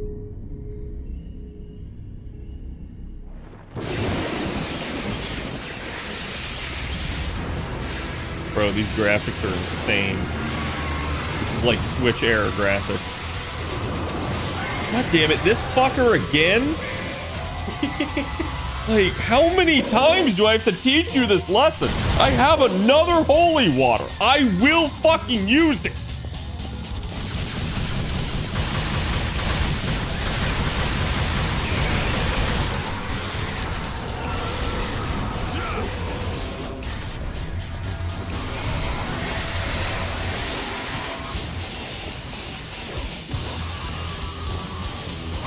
Bro.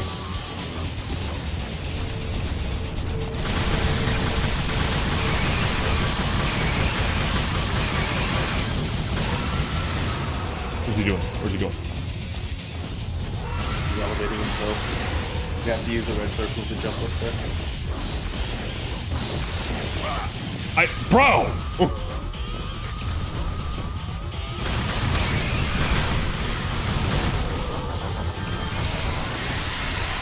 Wait, what happens if I get up here? Oh, it just blocks him. It just blocks him for the most part. If you do Ebony and Ivory, most of this fight, he'll stagger himself, fall to the ground. Oh, bro, what?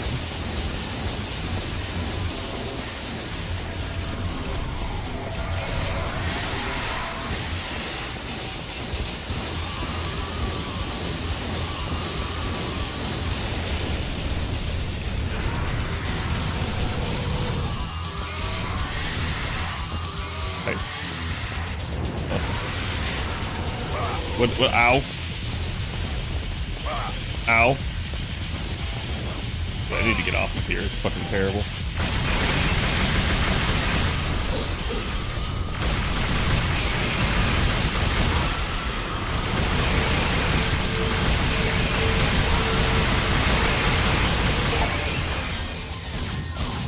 Oh, I got my first nihilist. Ow. Dude, you're literally chain staggering me!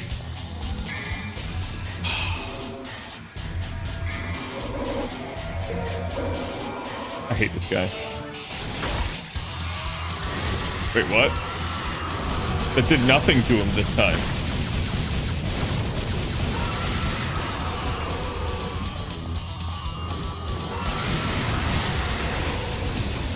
Why is the camera the way it is? Literally show me the boss! Oh! Is it dead? Or is this just phase 2? It's phase 2. So I used it too soon, is what you're telling me. No, you can use it at any point, but this is where it gets easier for double trigger usage. There's this second move, and you can't really fly for longer than like 2 seconds. Bro. Oh! Dude, like, what is that? Like, the camera is so ass. This is easily the worst camera I've ever seen in a game. It's like they knew it was bad and they purposefully did it.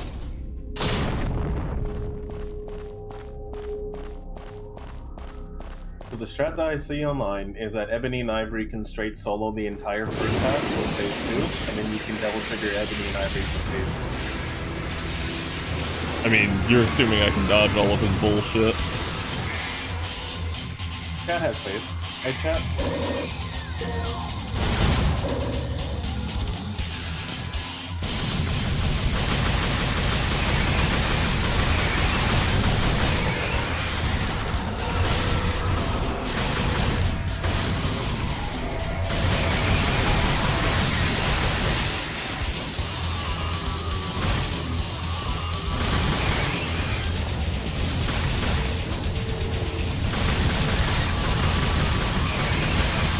It's the direct at me ones that I can't deal with.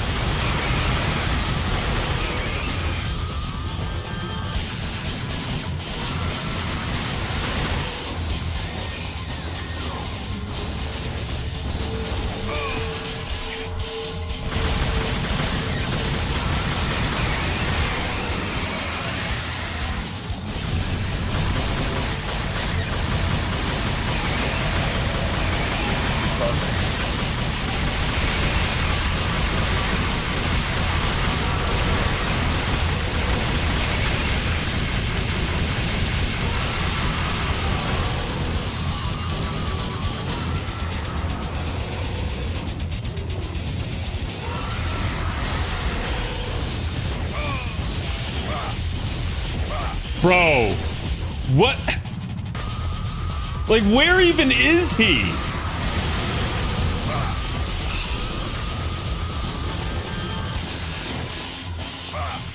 Dude. This camera is so bad. You can't turn it. There's nothing you can do.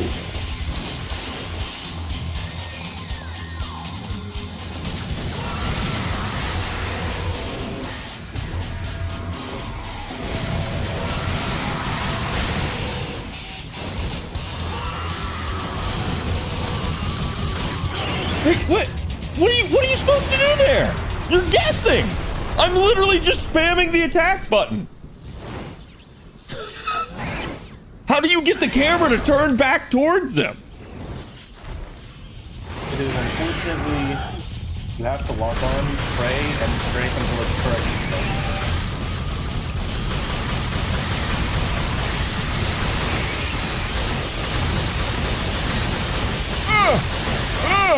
Oh, bro. If I use holy water, will it kill him? Not at this HP. It will take off about half of that bar though. Maybe one and a half.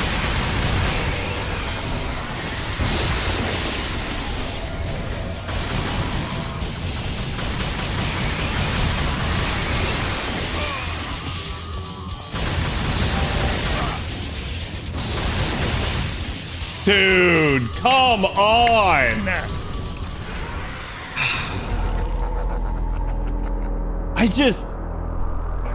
It's not even fair. I have no problem dodging attacks when I can see them.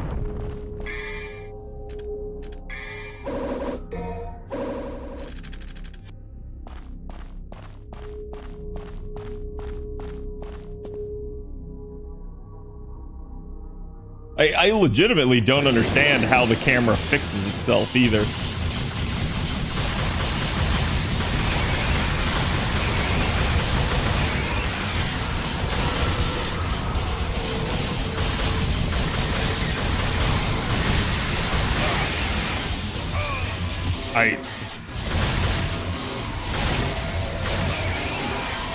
Bro, I don't know how none of that hit me, but I'll take it.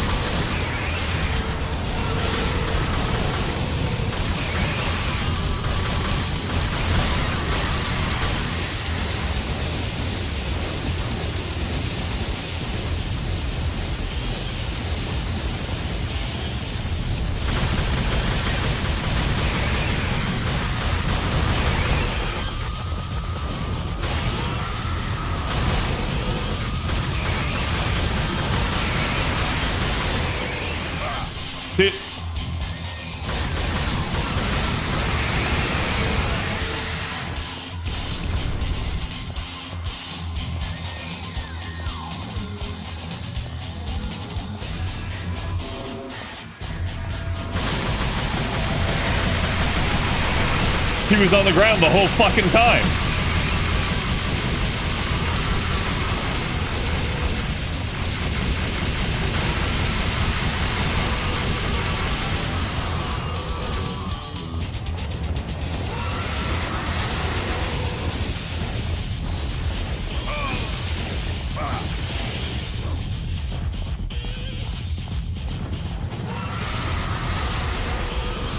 No, game! Come on!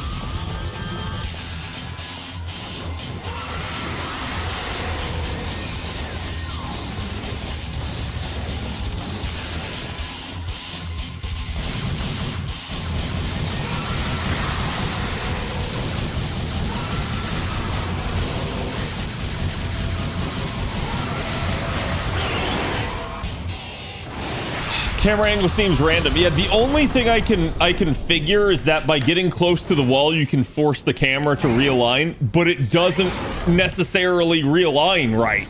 Like, it just fucking chooses a random angle.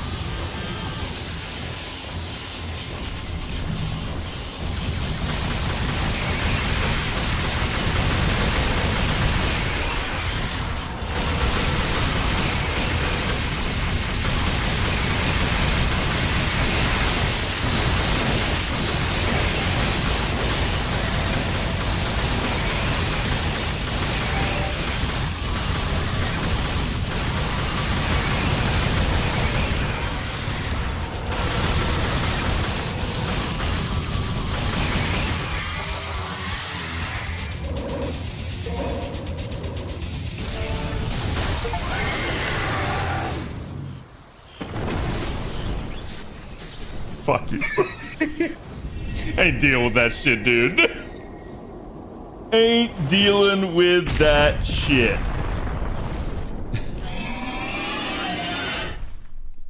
Are you supposed to track him by his jank shadow? That's kind of how I did, but... Here's at the power of Sparta. I threw a fucking holy water at you. But I cannot let you live. I serve my master Mundus. You can't fight with that wound. Mighty is the power of Mundus. Master, Humongous! grant me one last surge of power. A power to finish I swear to God. Bro. Please no. Please tell me there's not a wave 3. Mundus. Thank God. The bitch doesn't deserve it. Smite him, humongous.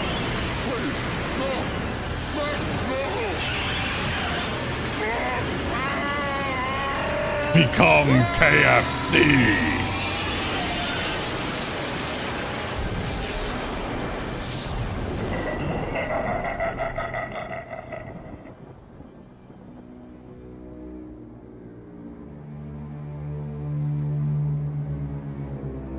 Three-eyed.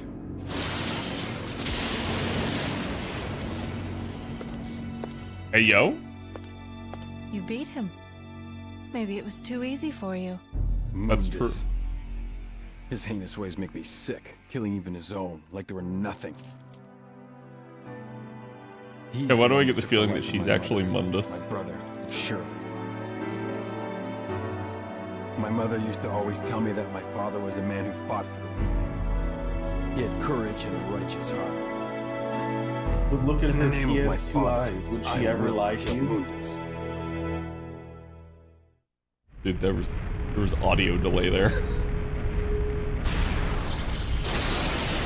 It only gets worse with DMC 2 and 3. Unfortunately, the collection is very bugged and lagged out for its time.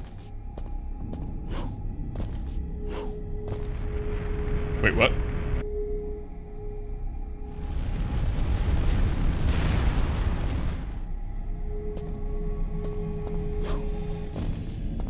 Well, No uppies, only down. the King of Avalon shall turn the wheel of destiny and take the story to the beginning land. Bro, I feel like what they're saying here is that when we beat the game, find out if devils may cry. Avalon mentioned. It's Avalon's birthday, chat. Everyone quick, ping Avalon.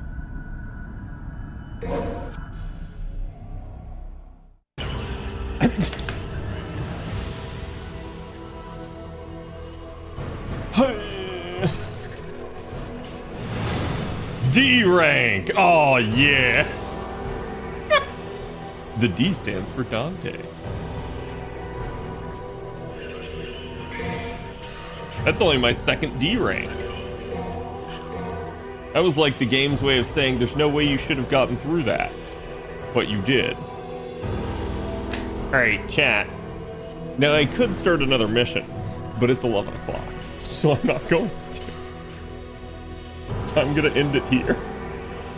But There's definitely a wee bit of suffering waiting for you ahead in the next mission. dude, I already dealt with underwater combat, which was bad enough.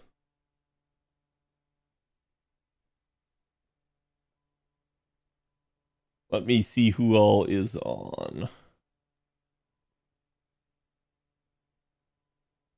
I